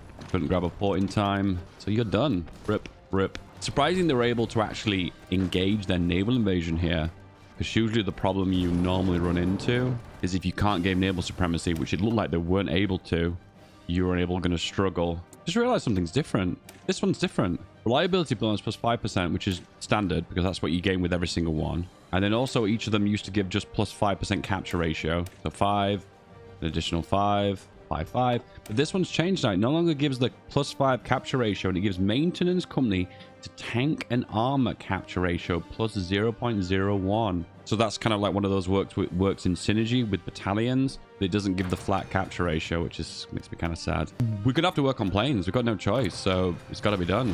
We need the research slots now because we need to branch out into aircraft to be able to gain air superiority, to be able to drop nukes. Another one, improve infrastructure. Do it. So what I could do is with the +1 building slot that I gained from this. Oh, Bombay's done now. Yeah. Is Bombay done? Yeah. It's not changed. So it's developed rural region where before this is an urban region. So it's just developed. So it's not any higher than it once was, but we gained the +1 building slot from that. And plus we've gained slightly more, well, slightly less Agrarian society. More of an industrial society. That makes sense, right? Kind of wanted to go into tanks to make a little bit of a space marine, but the game is naturally moving me towards nukes, so I'm gonna give in to that and do the nukes. Okay, research done. Next one. We need this bonus. So to do that... Oh, really? You're gonna make me go down all the right side? Okay, I just need these two, this one, and again that. Yeah, also, we're gonna have to do it anyway. No, not that one. There we go. Motorized. Okay, we've got a research slot now, so let's get all the upgrades. You need to get the armor, you need to get the machine guns, you need to get the range, you need to get the engines. So much I need. Another naval invasion from the back. Oh, no, there is no naval invasion. No, I was wrong. Does this help the supply situation? No. Wow, she's helped on the right flank, but the left flank not so much. What if I build another port here? Okay, it's clearly the direction we're going right now, but infrastructure is going to be in all the states in India. Look at this. So look, we're getting away from agrarian society. We're down another 10%. And look, we're at 1.1 million manpower. That just shows the potential manpower from India is insane. And we're still on volunteer only because, once again, India, second most populous nation in the world in this date. But as of today, it's the most populous. So we're building another port here. I'm curious to see what difference this makes. I like supply because I feel like every time I play Hoi, I feel like I'm learning more and more and more. And I'm building the infrastructure now with the port. I'm building it here. This is a 16 and 17, and it has alleviated. It's because it's from 16 to 15, 17 to 15. So it has alleviated a lot of the stress here with more convoys. But I think we've reached the point now we actually need to build this to 1, 2, 3, 4, 1, 2, 3, 4, 1, 2, 3, 4. Once again, I'm starting to think, will this actually make a substantial impact? Will this make a difference? Once again, every time I do supply in Hoi, I always feel like I'm learning something new. So 15, 16, that's massively the supplies drop, but it might be weather based that as well, because weather can increase supply, but it also might be the divisions are getting removed off the front line as well, so that could be playing an impact. But we're upping the supply here from this destination, from this fort that's here, from this port that's here to level 5 railway, all the way to level 4 to here. I'm just curious to see if this removes some of the red bottlenecks. Okay, survivability studies is done. Next, big fat engine. Next, fighter. We need the mile bonuses. So we're going to stack agility, agility, agility, damage, agility, agility, agility, reliability, reliability, production. Indian armor. Something we'll definitely not take advantage of, sadly. Option to industrialize once again. We'll take it. Once again, I'm enjoying this little mini game and just industrializing here. I'm not really even getting a lot from this. And there you go. That has alleviated. So just to explain what's actually happened here. Supply comes into this port, and this is a level 9 port, so it has a very high capacity for supply. Then it's traveled from a level 5 railway here, which is the maximum amount, to this port here, where it's a level 4 railway. Just going to max that, therefore increasing the transport capacity between these ports as well. But at the end of the day, the main supply goes into this region, but however, the supply depots themselves, which are built for the naval bases, also add supply as well. I'm just showing kind of the exploits of this, because building the naval bases is the cheesy way of doing it, but then building up the railways from the big port is kind of the meta. Industrialize another states. Do it. You see my manpower's going up every day here now. Okay. Land doctrine done. I just realized too, recon. Does recon improve? Yep. Rangers, long range patrol company. Long range patrol company? What is that? Long range patrol company? This gives pioneers. This gives rangers. However, pioneers are classed as engineers. And this one gives special forces. This one gives airborne light armor. I don't know what a long range patrol recon is though. If you guys actually know, let me know in the comments below, because that's just something I've never seen before. But apparently the technology for recon increases long range patrol company. Maybe it's something locked behind a focus tree, I don't know. We don't need the theorist anymore, so we can go for the scientist. The Institute of Fundamental Research. So range improvements are a must. Then we need the bigger engines. This is all standard. One of the issues you run into late game is you want to build nuclear reactors, but you lack the building slots for it. But the beauty of this is every time we industrialize a region, we're getting +1 building slots, so we can use that to build the refineries, well, the reactors. Indian armor. Okay, I'm going to do Smiling Butter for 300% boost, and then that'll be added on for when this is done for reactors. Then we can just go straight to nuclear bombs, which is super ahead of time. However, you're able to do it as India because India has nuke tech. Why is that a thing? I have no idea, but it's in the game, guys, so love it, enjoy it. It is what it is. And the only way to get the supply in this northernmost bit is to build a supply depot. I'm not going to bother doing that, but I will put everyone on the front line and build planning bonus, because why not? So we can change our resources around now. So production-wise, we can add reliability. I'm not interested in that. We don't need nowhere as much support equipment, nowhere near as many trains, but we'll just trickle them in with the little we've got, like on the bottom of the train, because I really am not interested in producing much more trains. We can improve the motorized. I think this improves reliability as well. Increases fuel consumption. Yeah, why not? Let's improve the trucks. Don't think I need that many trucks either. How many trucks do I need? About 3,000. Yeah, pop that down to 1 as well. You can improve the machine guns too. Increases soft attack. Soft attack on guns, your bread and butter, is so essential. This is a little bug, by the way. If the production queue ever gets bust, you just insert more things into it to increase the list to fix that problem. It's a standard issue. Classic Hoi 4 bug, been around since the donkey's years. Pushing here is going to be very difficult because look at the amount of divisions stacked on here. Let's just do a little bit of a teaser push here to see. We just right click and probing attack. And, ooh, we're doing some good damage, though. Broke a Slovakian division. There's just too many divisions, and they can reinforce pretty quickly as well. So, I don't think this is going to make much difference. Nah, it's pointless. Vichy France has been declared on. And I guess I'm going to be joining this war as well. So, I'll join the Japan war, and I'll join the Vichy France war as well. Doesn't make a big difference to me because I'm not... Oh, I am bordering them here. Ah, this is such a bad area of supply as well.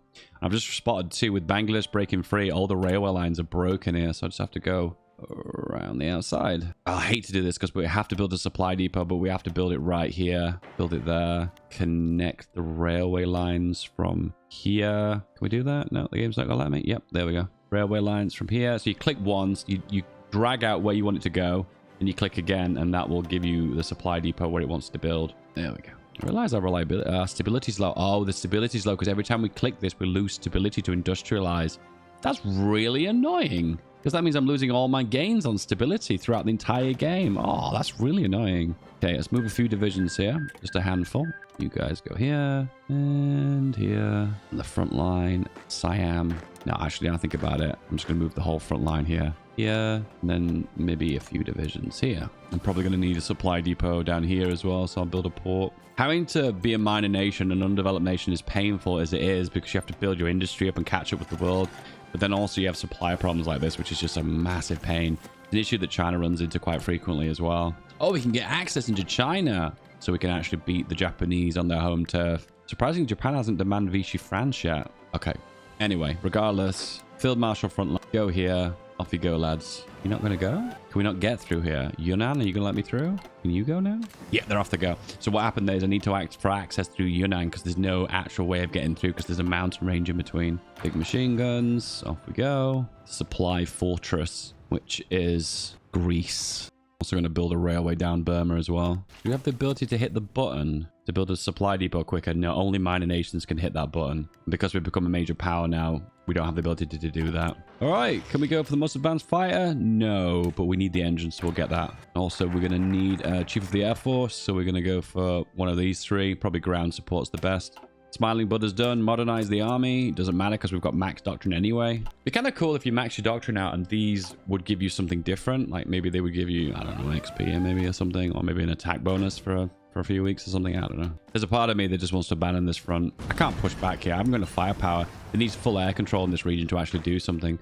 So yeah, I'm decided reluctantly I'm leaving here.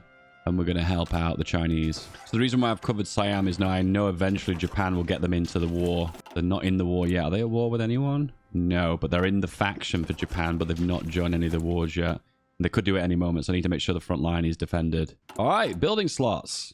We've got Disperse 5 now, and our whole nation now has the option to build things in. I'm going to wait for Nuke Tech to finish, and then we'll build a nuke in every single state in India. And in the meantime, we need a Chief of the Air Force, which we're going to go for ground support. That gives us ticking XP. Ooh, what's this? Lacking convoys. Oh, it's because we're moving our entire army back. Okay. Looks like one of our convoys got intercepted. It's not the end of the world. And we're sending all the boys back now. The reason we're low on convoys is we're using convoys to transport our troops, and they're probably waiting on the other side for convoys to come back to them because we don't have that many. Sometimes you see here, we're like waiting for reinforcements. And you probably think to yourself, oh no, we're behind on equipment. That's really bad. So you look on logistics and you're actually all good. So it's not even a problem. So if you've got a direct connection with your capital, which is Delhi, to a railroad to somewhere across the entirety of the country, which actually we don't because these aren't connected, so I'll have to connect these up. What you can do is hit a button that will kind of do most of the supply micromanagement for you. Is that connected now? Yeah. So this is all connected all along here, all the way to here. So we'll use this one as an example. If I was to hit this one here, the way this should work is if I max the bottleneck here, not done what I thought it would do. What it's done is this is the shortest route possible getting supply in from this region. So what it's thought is it wants me to up that one. What I was hoping is we were going to build the railways across the entirety of the country from the capital. If you go here and you hover it, you can see in yellow where they're getting the supply from. And this is based upon the level of this port, which is a 4. and the level of the railway, which is 3. So if I want to go to here and hover, you can see the line, see that red line there, indicating that's where the supply is coming from. So if I up this side by hitting that button, you can see it's improving the railways from that end. And then eventually what I'll do is improve this one, and then this one, and that means all the way along will be level 5 railways, which will give more local supply and increase the minimum of railways for that specific region. Machine gun is done. I think that's all the air upgrades I need. Yep, it is. And it is time, boys. Are you ready for it? Modernize the army? That's not what I want. I am going to go for the research slot. This is what I want. Nuclear Gandhi. Did you know the reason why Nuclear Gandhi exists is it used to be a bug where Gandhi was the least aggressive nation, and for some reason when they got nuked it makes them less aggressive and they would loop all the way around. I probably worded that badly, but the way it worked is it went from the lowest, least aggressive nation to the most aggressive because it looped around in a big circle. And that's the reason why they're the meanings of Nuclear Gandhi. And look at that, all those reactors. Now the reason why I've queued them is that means that building slot is now occupied by construction of the nuclear reactor. And I know there's one free slot everywhere, so I'll just queue them all up. But in the meantime, I want to focus on building the infrastructure and building up the railways for now. Right now, with the resources we're trading, we're getting 25 civilian factories from trade. Huge possibility we can push through here because we've got a supply depot now. Oh, I really want to push. Do it. Let's see if we can go. And we've got good supply. The reason why we're able to do this so easily is because supply on this side is great, but their side it's really bad because there's no supply depot on the other side, and the AI never bothers to make supply depots. The French versus the Indians. I imagine this probably did happen in the war, actually. Nuke tech, 419 days. We could probably get it less if we go for the nuclear scientists as well, which we will. Japan, I want to focus on you. I'm going to put a spy into you, and then we'll also focus on getting the upgrades so we can use our spies to the maximum effectiveness. Oh, are you encircled? Yes, you are. F for the French. French have sculled their fleet, and they've got Vichy France back, and all the troops have been teleported out. What? Can we train some more divisions? 24 of those? 48 of those. Oh my god, we've got so much manpower, so much equipment. Oh my god, we have so much of everything. One of those issues, you know, you have so much of everything, and it's a problem because you've got too much. You ever had that problem before, guys? You've had an issue where you've got too much of something? Well, I've got too much of everything. I'm deciding to do upgrades because I've decided, like, what's the point? We've got so much equipment. It's just sitting around doing nothing. So we might as well train all the divisions up, right? Next up, the nuclear scientist. Which, what does that shave off? Shaved off her, like, maybe 2 weeks. Big engine is on. Working on mechanical science stuff? Sure. Construction's done. Do we do more construction? Sure. At the end of the day, we're stacking construction, aren't we? The supply here is absolute dog. I don't want to do this side. I'll let the AI take care of the other side. I'll take care of the area that I've built the really good supply. I'm kind of tempted to connect up my supply into China. 85. That's the highest I've ever seen a railway, but we're building a level 1, so it might not even take that long. As you can see, one day that goes by, we build another portion of the railway line. You know what would make more sense if railways cost more depending on the areas of the world that you're building them in, wouldn't it? Because it's the same cost to build a railway on plains that it is to build in, let's say, I don't know, mountains, for instance. If you think about it, that doesn't make a lot of sense, does it? Where have all these planes come from? I am so confused. Did I get these from Lend-Lease? I am so confused. Okay, right now, we've done all the focuses we needed to do. Oh, fighter model. No, we've done all the focuses we need to do. We could do it. No, I've got to do it. I've got to do it. Yeah, we'll get the light. No, we're not. But no, Dave, don't. What I want to do is not select a focus to gain double political power because we've got so many backed up decisions that we need to do. It seems we've got like so many planes, just odd miscellaneous planes. Why? Where have they even come from? Anyway, I'm going to sell them on the market anyway. Planes. Got old guns as well. Sell. I just want to get rid of all... Actually, that's a good point. Where are I getting all these guns from? Of course, we're getting them from capturing them from the enemy. All right, just sell them all on the market. Because we need construction bonus anyway, because we need to get that to build our nuclear reactors. So I'm going to put them on the price on the market. Super dirty cheap. Come on. Buy, pretties. Buy all those guns. Get them. Anytime now. Come on, lads. Buy my guns. Buy them. Anyway, we need to focus on a carrier plane now. Heavy machine guns. Heavy. You need to focus on range, so drop tanks and extra range and self-sealing. That's doable. And auto upgrade. It's called a Spitfire. It doesn't look like a Spitfire though, but that's what the game says. All right, so we're going to trust the game. All right. And all of a sudden we need loads of resources to import. Rubber from the Indies and aluminium from the Dutch. All right, all the lads are on the front line now. I kind of want to go aggressive. Yeah, we're just ripping through the Japanese here. I can't believe the damage. So what's probably happened is the Japanese are probably exhausted from the battle against China. And the minute I put troops on this front line, they absolutely get obliterated. I realize I'm really far behind on my basic gun techs, but it doesn't matter because we're just obliterating everything. It's really sad to actually see that no one is buying our guns, even though I put them on the market super dirty cheap. This is me thinking we're going to have supply problems. We're having none of those issues. Yeah, this region and this region apparently aren't ones we can industrialize. The only one we can do now is Assam, and that's all of them. Micro, who needs micro, right? Once again, just chewing through the front line here. It's like it's nothing. All that building of supply was just a complete waste of time because I didn't take advantage of it anyway. I guess we finish our doctrines now. Doctrines that we're never even going to need. Soft attack for mountaineers, not going to use that. Attack for special forces, not going to need that either, but I'm going to do it anyway. Become the spy master of the allies. Whoa, so many spy slots. 5 of them now. 5, can't count, 6. Kind of feel silly that I've just deployed all these divisions because I'm never going to use them anyway. I guess they're just going to defend the coastline.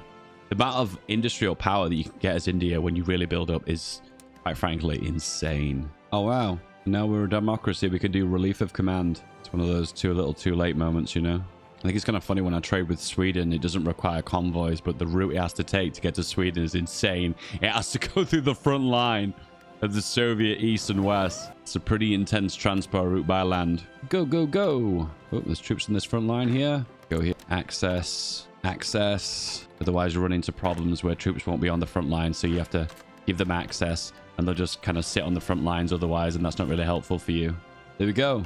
Max infrastructure everywhere, apart from this state, which doesn't need to be industrialized. Maximum industrialize India. And one more. And then one more. A bit like supply in India, supply in China is also pretty crummy and not very good. So make sure you push the supply depots, grab them, and that way you can definitely alleviate supply on the front line. In this case, we need to be pushing for Beijing. And then the final one, industrialized indoor. This will be a fully industrialized India. And I think then agrarian society disappears. I could be wrong though. Yeah, it's the same again, lads. Just push to the victory points and also push to the supply depots. I keep saying victory points. I meant supply depots. This area of southern China is a nightmare because it's all mountains and there's loads of mountain ports. I always think this port's quite easy to take because there's 2 planes attached here and here. If I was to just sneak around the back here and grab this port. However, these ones in the mountains here are just too hard to take. No, supply is too bad. Once again, connecting railways. You do that often in China. A lot of the time, the supply in China moves through, see these rivers, see this jaggy line? This means supply by river, which is the equivalent of a level 1 railway. So what I'm doing is connecting up here with this railway, connected up here, this one, and just funnel them all the way back to India. Level 1 railways don't take very long to build, so hence the reason why I build those and don't really care too much about it. I'm really annoyed by Siam here, putting all their troops here. So you know what? I actually don't care anymore. I'll let the allies defend this region.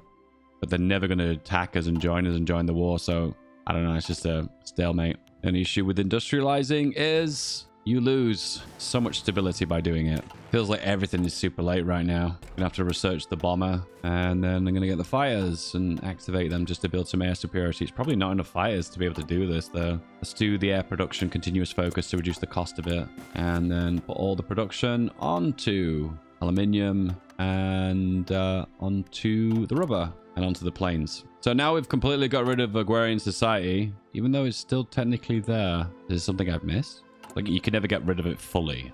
Is that how it works? Society. So what I do is go into the decisions here, sorry, the national focus, and type in society and see if there's any others, and there isn't.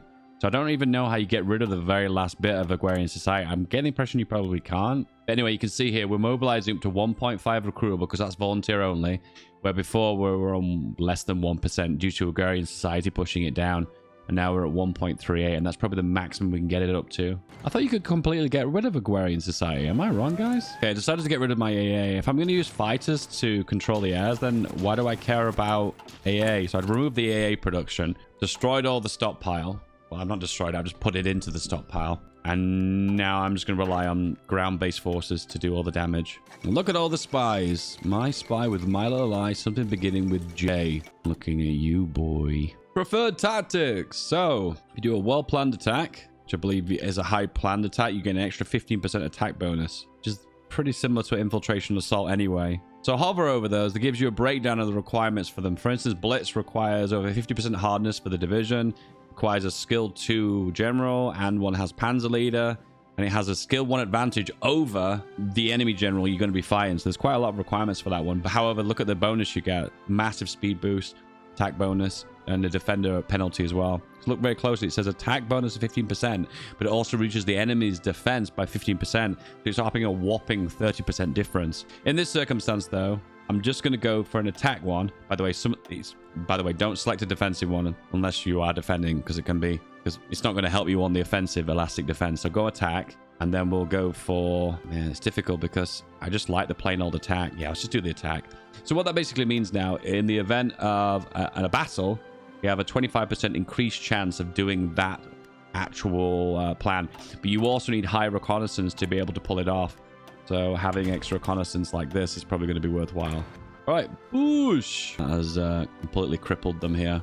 About in the north, things are going pretty swell too in the north. Nuclear bombs! And we have 3 reactors. So, if you're not familiar how nukes work, you gain 1 nuke per year based on the amount of reactors you've got. So if we've got 4 reactors, that means we will produce 4 nukes per year. And if you hover over this number, it will say how long until the next nuke is complete, and it'll take 83 days. In this case, we're building loads of reactors, so we'll have some nukes soonish.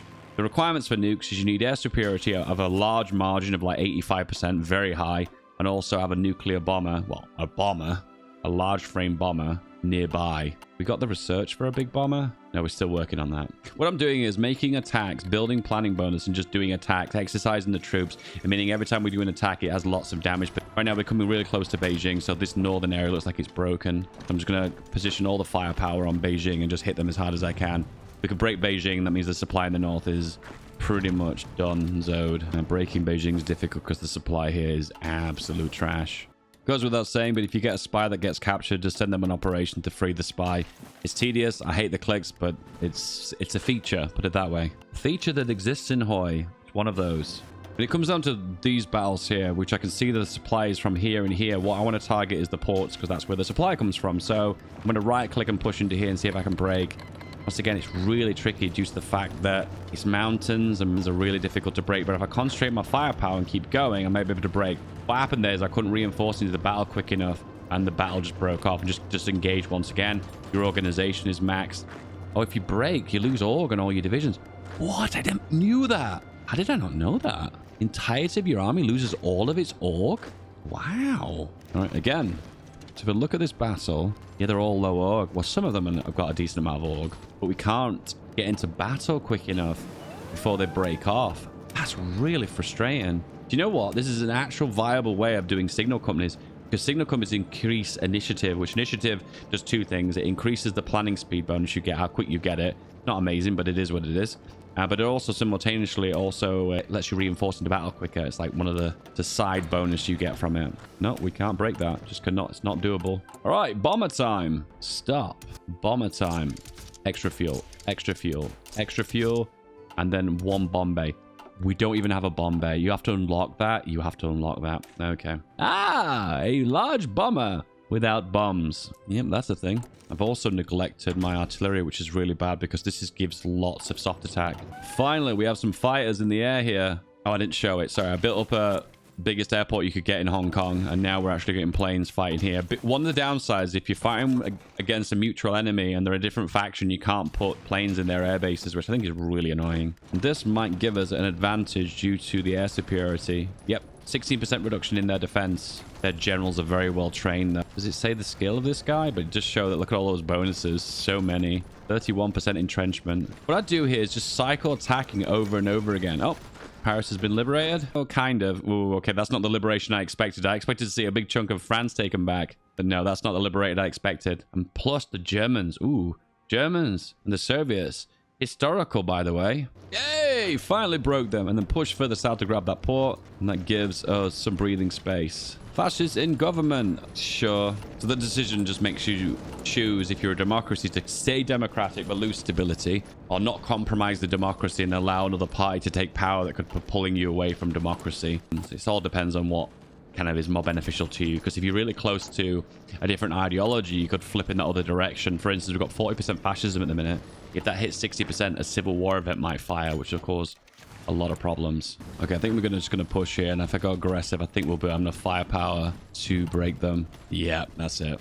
Eventually, the AI will put up less divisions in certain regions because it knows it can't sustain this many divisions in a region because of the lack of supply. And that's an encirclement in the north. It's north, south, east, or west? Yeah, it's the south, Dave. Come on. When you're into a 3-hour gaming session and you realize that you're losing track of time or what is up or down. Very hoi 4 of me. All right, south, secured. Let's do the north now. So right now we have 2 nuclear bombs ready to be used. And the next one will be developed and produced in 51 days. However, we do not have a bomber to drop it from. So that is a problem. Okay, I'm going to delete one of our armies here because I realize supply is becoming an issue. I could pull them off the front line, but we're having a bit of issues with logistics. So I don't want to run into any serious problems. So I'm just going to fix that and nip that one in the bud immediately. Bombs! They're done. Select your large airframes, 1 bomb bay, and do as much range as you can. Because range is going to come in handy when it comes down to how far you can nuclear strike. Extra fuel, extra fuel, extra fuel, extra fuel. Have we got the range for that? No, but upgrade the engine. No, we do. No, we don't. Take one off.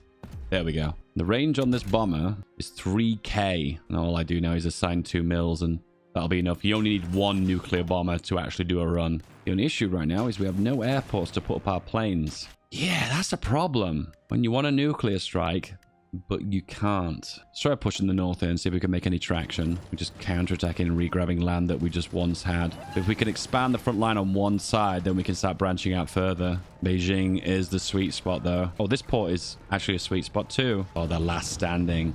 Oh, Japan. Disgusting. 2 divisions, 3 divisions. They're really holding out here. I'm going to try and support attack. Last standing ends in 7 days. 2 left, 1 left, and it's been done. There's another port here. If I can grab that one, that would be so useful. So slip around the south. Once again, every port that we grab gives supply to us and takes supply away from them. So it's a double whammy.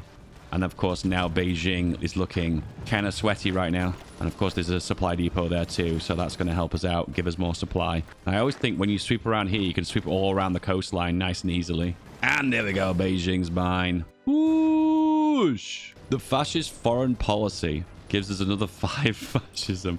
This is exactly what I was talking about before. You got to be careful. You get too much, it's going to cause issues. It might even be worthwhile to strip out from this political power guy to the democratic reformer, because then at least it's taking democracy and it's taking away from the other ideologies. Yeah, okay. This front line is too long and there's no supply on this side, so I'm just going to narrow the front line and focus on the areas that have got good supply. And you guys can push into here and also push into these supply depot regions here. Either way, I will be using the term supply depot and naval port interchangeably because, to be fair, they serve the same purpose. One of them is against the coast and one of them is inland. You can build a supply depot against the coast, though. Can you? Oh, hang on. This is not my land. Why is it not building? Oh, yeah, you can. Why would you do that, though? Why would you build a supply depot on the coastline when you could just build it on land anyway? As you can see here, the slip here started here and it slid all the way around. Like feedback would say, slip has become a slide, and then the north now is secured. And also good strategy as well is they're trying to connect against the border of Mongolia, because that way they get trapped and this puppet nation loses loads of divisions. Also, control B is a good idea to get people on the front line if they're not there. So go, go, go. If you wanted to improve this build some more, what you could do is don't forget about artillery. That's a big thing. But also you could have gone for the engineer 2 to get the flamers. And you've also add on some space marines, I guess, to add some armor onto the division. But because I've gone into air right now, it's kind of a little bit more difficult. There's no way for me to put my planes as well. Maybe I'll build an air base on Iwo Jima.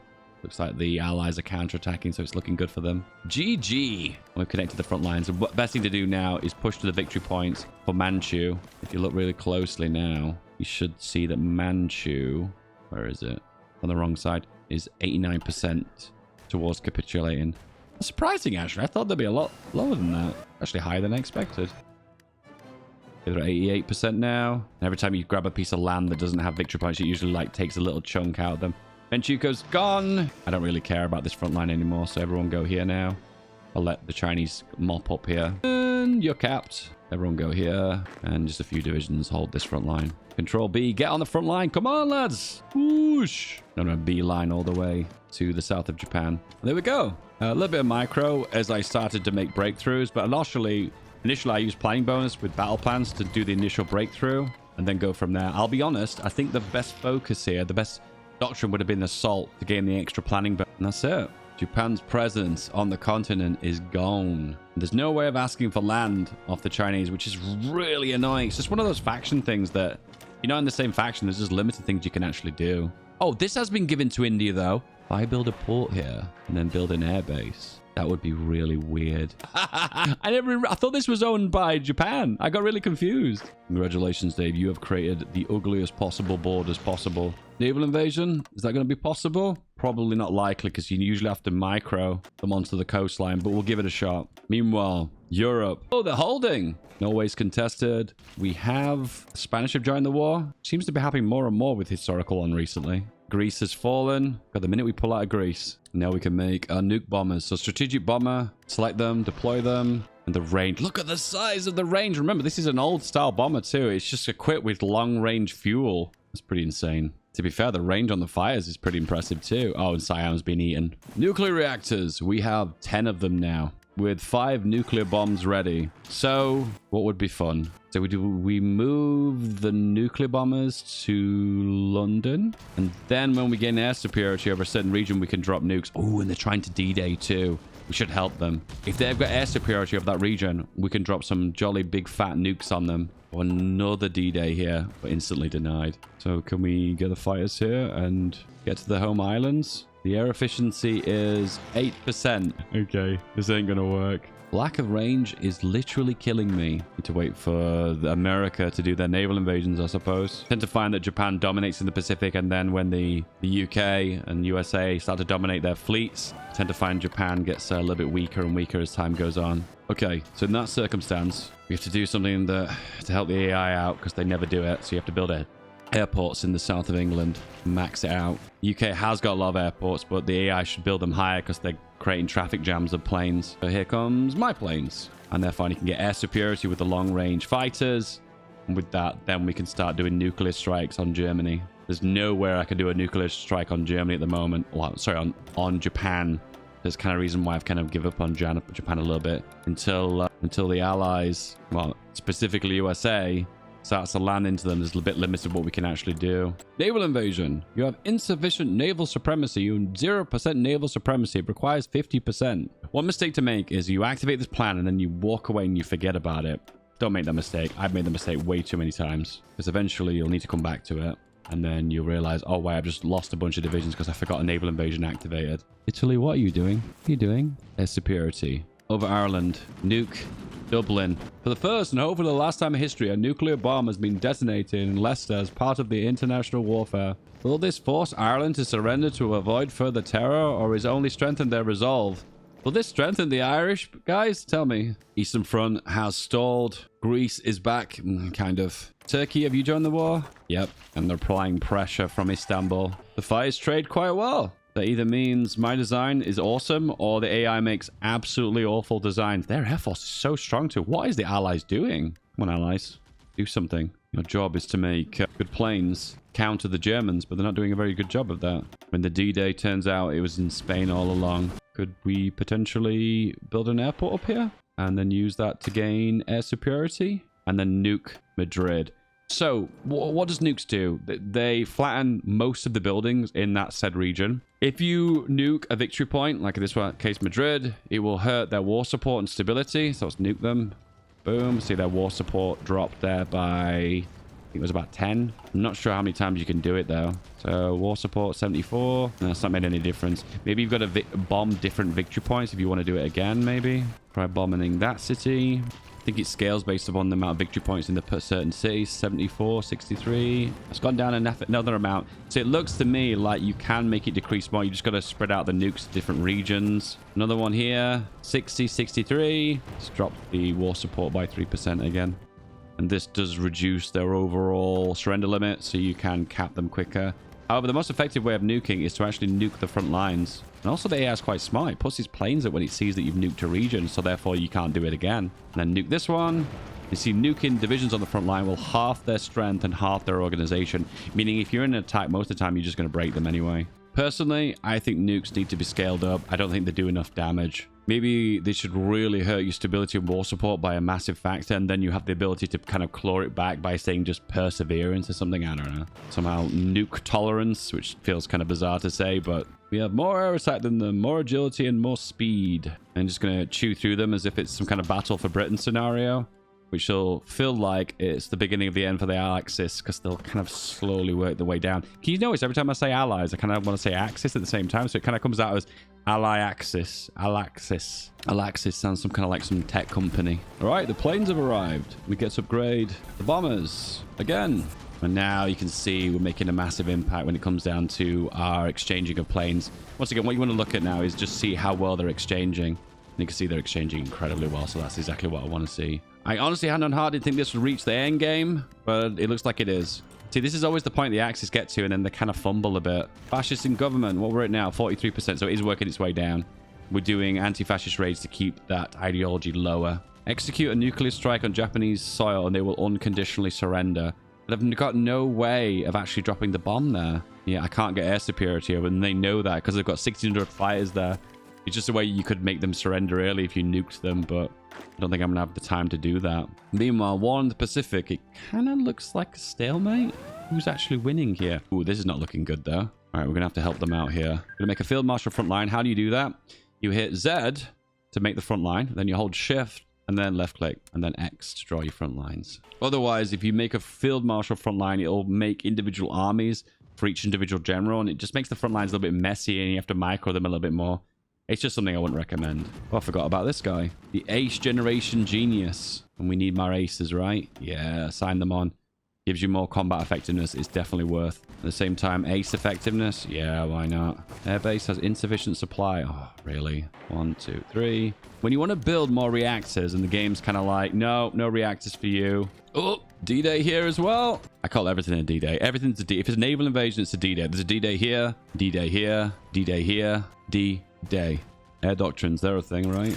I'll plan this. Yep, that's doable. We can hold on to Malaysia, Indochina. That deprives them of a lot of oil and a lot of rubber, and they've capped. There's no ports too, so all these guys are stranded. Also, one little strategy I always forget about too is nuking supply depots. That's a super effective strategy, that. Kind of a late game thing. China has joined the Allies. This always happens mid to late game. China wants to do its one China thing when it gets down to here, one China policy. And then at that point, it leaves its faction, the Chinese front, because the Japanese are no longer a threat. And then it can start annexing the warlord. And I've just realized that helps me out massively because I can build airports here and here. And that means I can start hitting Japan with the fighters. Okay, the war in Europe has been put on hold. Now we're going to concentrate on Japan. Realize from the market, I want to buy convoys. Yes. And 60 from you. Yes. It's a lot of civvies, that. However, if I want to do a naval invasion, I'm going to need the convoys. Hey, Dave. Another D-Day. Could call it an S-Day, but then they're removing the S because it's just paint. Okay, that joke's been overdone, okay? When I play Spain on Twitch TV and everyone in the comments goes, do you know what Spain is without the S? And I'm like, really? What is that? Tell me. Tell me that joke, guys. Please. Give me the joke that I've heard before. Never seen before. Heard before. 2 reactors, and then we have a fully nuclear India. Oh, full air superiority. Nuclear attack on Japanese soil. Nuke, nuke, nuke, nuke, nuke, nuke, nuke, nuke, nuke. Put on your sunglasses, boys. This is going to get pretty intense. It said I failed. Did I fail or did I succeed? I get an event for every major city in Japan. Did I fail or did I succeed? I'm so confused. These events are sometimes in reverse. It says if you fail, but failing is succeeding. I just don't get it. Well, in other news, Spain's not looking too fresh. Build airports. Okay, so the plan is to nuke the absolute living hell out of Spain. Now you capitulate. It's actually really fun, you know, when you actually see them cap from when they get hit by nukes. That's actually super fun. And now the supply situation is probably really bad because all the victory points turn out to be supply depots. And now the supply situation is going to be really difficult in the country. This happens every game now, this stalemate on Eastern, Western front. It's because the supply situation always gets really bad. Directly through the country here, where are the supply depots? After Moscow, they just die off. The AI is not intelligent enough to push for supply depots. It just pushes the whole front line in one big go. As I've said many times before, this is one of the issues with the minor power. You never have quite enough clout to kind of like end the game. So you kind of in this perpetual zone where you kind of just kind of observe the world, you know, and kind of like try and assist as many battles as possible, but still gets kind of tricky. All right, looks like we're gonna have to move all of you guys over. Off you go. Whoa, nuke in Barcelona, and that was not one of my nukes. So it looks like America has nukes. Is there any way of finding that out from intelligence? No. Feels like that's crucial information, right? Surely that'd be information that needs to be spread around. Decided because I've got time and I have XP, I'm going to change the direction of the doctrines I'm going for. And this gives me a massive planning bonus of 70%. Deploying planes, signing aces. No, we'd have no spare aces. Okay. Upgrading the chassis for the bombers, which gives them more range. 9k range. Can we go higher than that? Yeah, we can. 10k range. All right, I'm going to sign all of my air force and attach them onto my army here. And they should move over. Yep, there they go. And build up the airports even further in the north of Spain. And I'm going to put them on a careful attack just to avoid sustaining too many casualties. I'm going to make a gradual push. It's going quite well, actually. All right, it's a good position, this. Okay, it's working. It's working. Let's go. Let's go. And the planes are making a lot of difference. Let's see what difference they're making. I'll hover over one of the battles. We can see they're reducing their defense by 19%. That also reduces them on the attack by reducing their breakthrough as well. Fuel is getting a little bit low, so I'm going to get a little bit of that from Turkey. And that's perfect. Now we've split them down the middle. Ooh, landing into Italy here. Ooh, these divisions are beaten and bruised. Look at the strength. That tells me they've got intercepted overseas. When you lose convoys, you end up losing strength because like one division will make up like 3 or 4 convoys. You can actually see here, look, the whole weight of these divisions. I'm not sure if that's one or all of them. I think that's all of them. So this full army is 97 convoys in total. So if some of those convoys get intercepted, the division isn't completely destroyed. Just portions of that division are destroyed, if that makes sense. Okay, so the south is secure now. So I'm just going to right click and beeline to the supply depots for a change. Spain just refuses to capitulate. And I say that and they've just collapsed. For some reason in this latest version, you don't see the pop-up saying that nations capitulated. That's weird, isn't it? There we go. All the nuclear reactors, 17 in total, 17 states in India. All of them have a nuclear reactor. No, I don't. I missed one. Okay, another one. Once again, we're in a position now when we push forward. So, air bases. It's late game stuff, this, guys. It just happens. It is what it is. The amount of planes the Axis have got. This just shows that allies have not been pulling their weight and shooting down their planes. 5k planes. And they're all dreadful because we have more air attack, agility, and speed. Mussolini has been deposed. The United Kingdom has declared war on Iran. More enemies. Nice. Iran has joined Japan's faction. How's Japan looking? They're still holding on to the Pacific. America's not pulling the finger out here. Aggressive. Whoosh. So I've got them on the front line. Maxed out the planning bonus because we've gone for the doctrine for the max planning bonus. 70% extra attack. Attack as hard as I can. Break. Push, push, push. Pyrenees broken. Supply depot in sight. Beeline to those victory points and those supply depots. It's rinse and repeat. You've seen this before. We're just taking advantage of breakthrough and all the game mechanics. Standard, really. Oh my goodness, there's an actual really big opportunity for an encirclement here. And I'm definitely going to take it. Oh, this is a biggie, lads. I see it and I didn't think it was going to happen. Hence the reason why I didn't take it seriously. But I'm going to just try and squeeze through here. If you can't break this one, try and break this one. And it looks like it's doable. Is it going to be possible? Come on. Okay, the one broke that I didn't expect. Look at the size of this. How many divisions are here?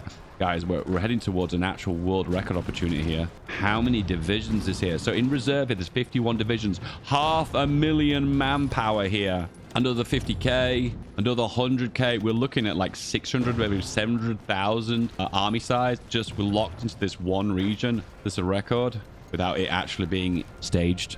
So I'm accusing people here of doing staged encirclements. There you go, shots fired. What I'm doing now is just control right clicking to do support attacks, just to squeeze them in just a little bit further. And there we go.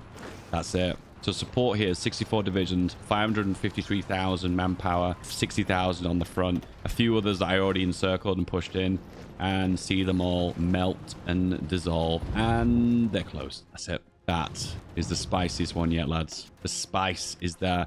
I realize I'm low on convoys again. It's because I'm importing stuff. Okay, I need to jump off free trade onto limited exports. Because right now we're having to import too much stuff and we can't get supply to our convoys, which is mad frustrating. So limited exports and just kill everything for supply for now. And then just see if I've got enough supply for... No, I've not. I haven't got enough supply for the convoys.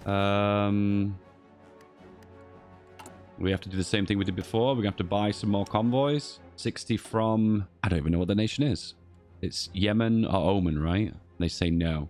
Why does it have the option to sell it on the market if you don't even want to take it off me? AI is doing this really weird thing. I think it's such a weird mechanic that they will offer you to buy it off you, but the relations have to be high enough for them to accept. Like, well, do you want to sell them or not? Okay, more planes, deploy them, exercise them, then send them to the front. Don't send troops to the front line unless they're exercised, please, because planes have a big penalty, and you don't want to be losing expensive planes. It's just not worth it. Max out those airports. Go, go, go.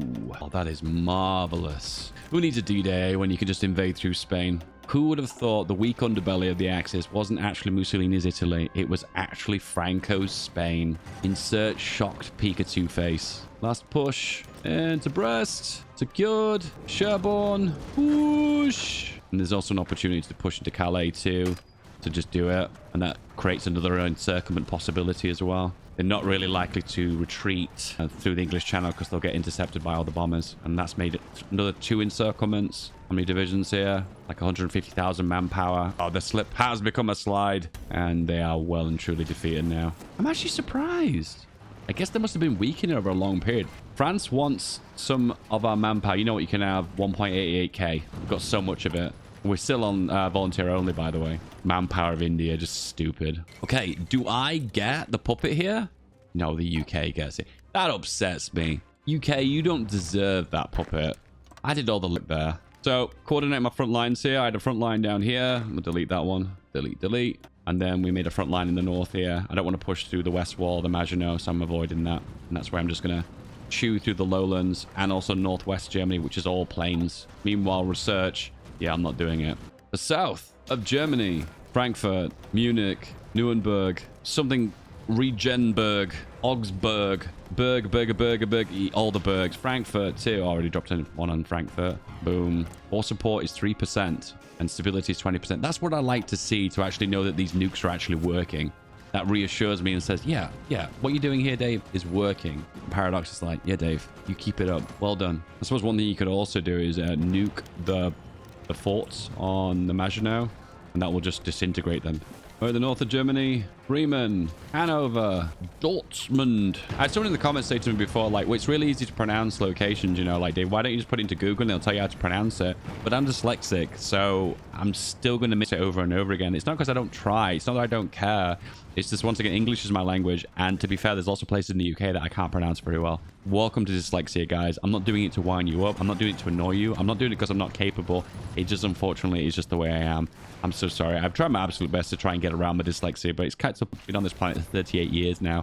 And it's kind of like, well, this is who I am. And I did my absolute best I could do in every eventuality to try and get around dyslexia, but unfortunately it is a barrier. I don't even know what you want me to say. Do you want me to kind of butcher pronunciations, or would you much prefer me just try and say them anyway? I don't know. It's up to you.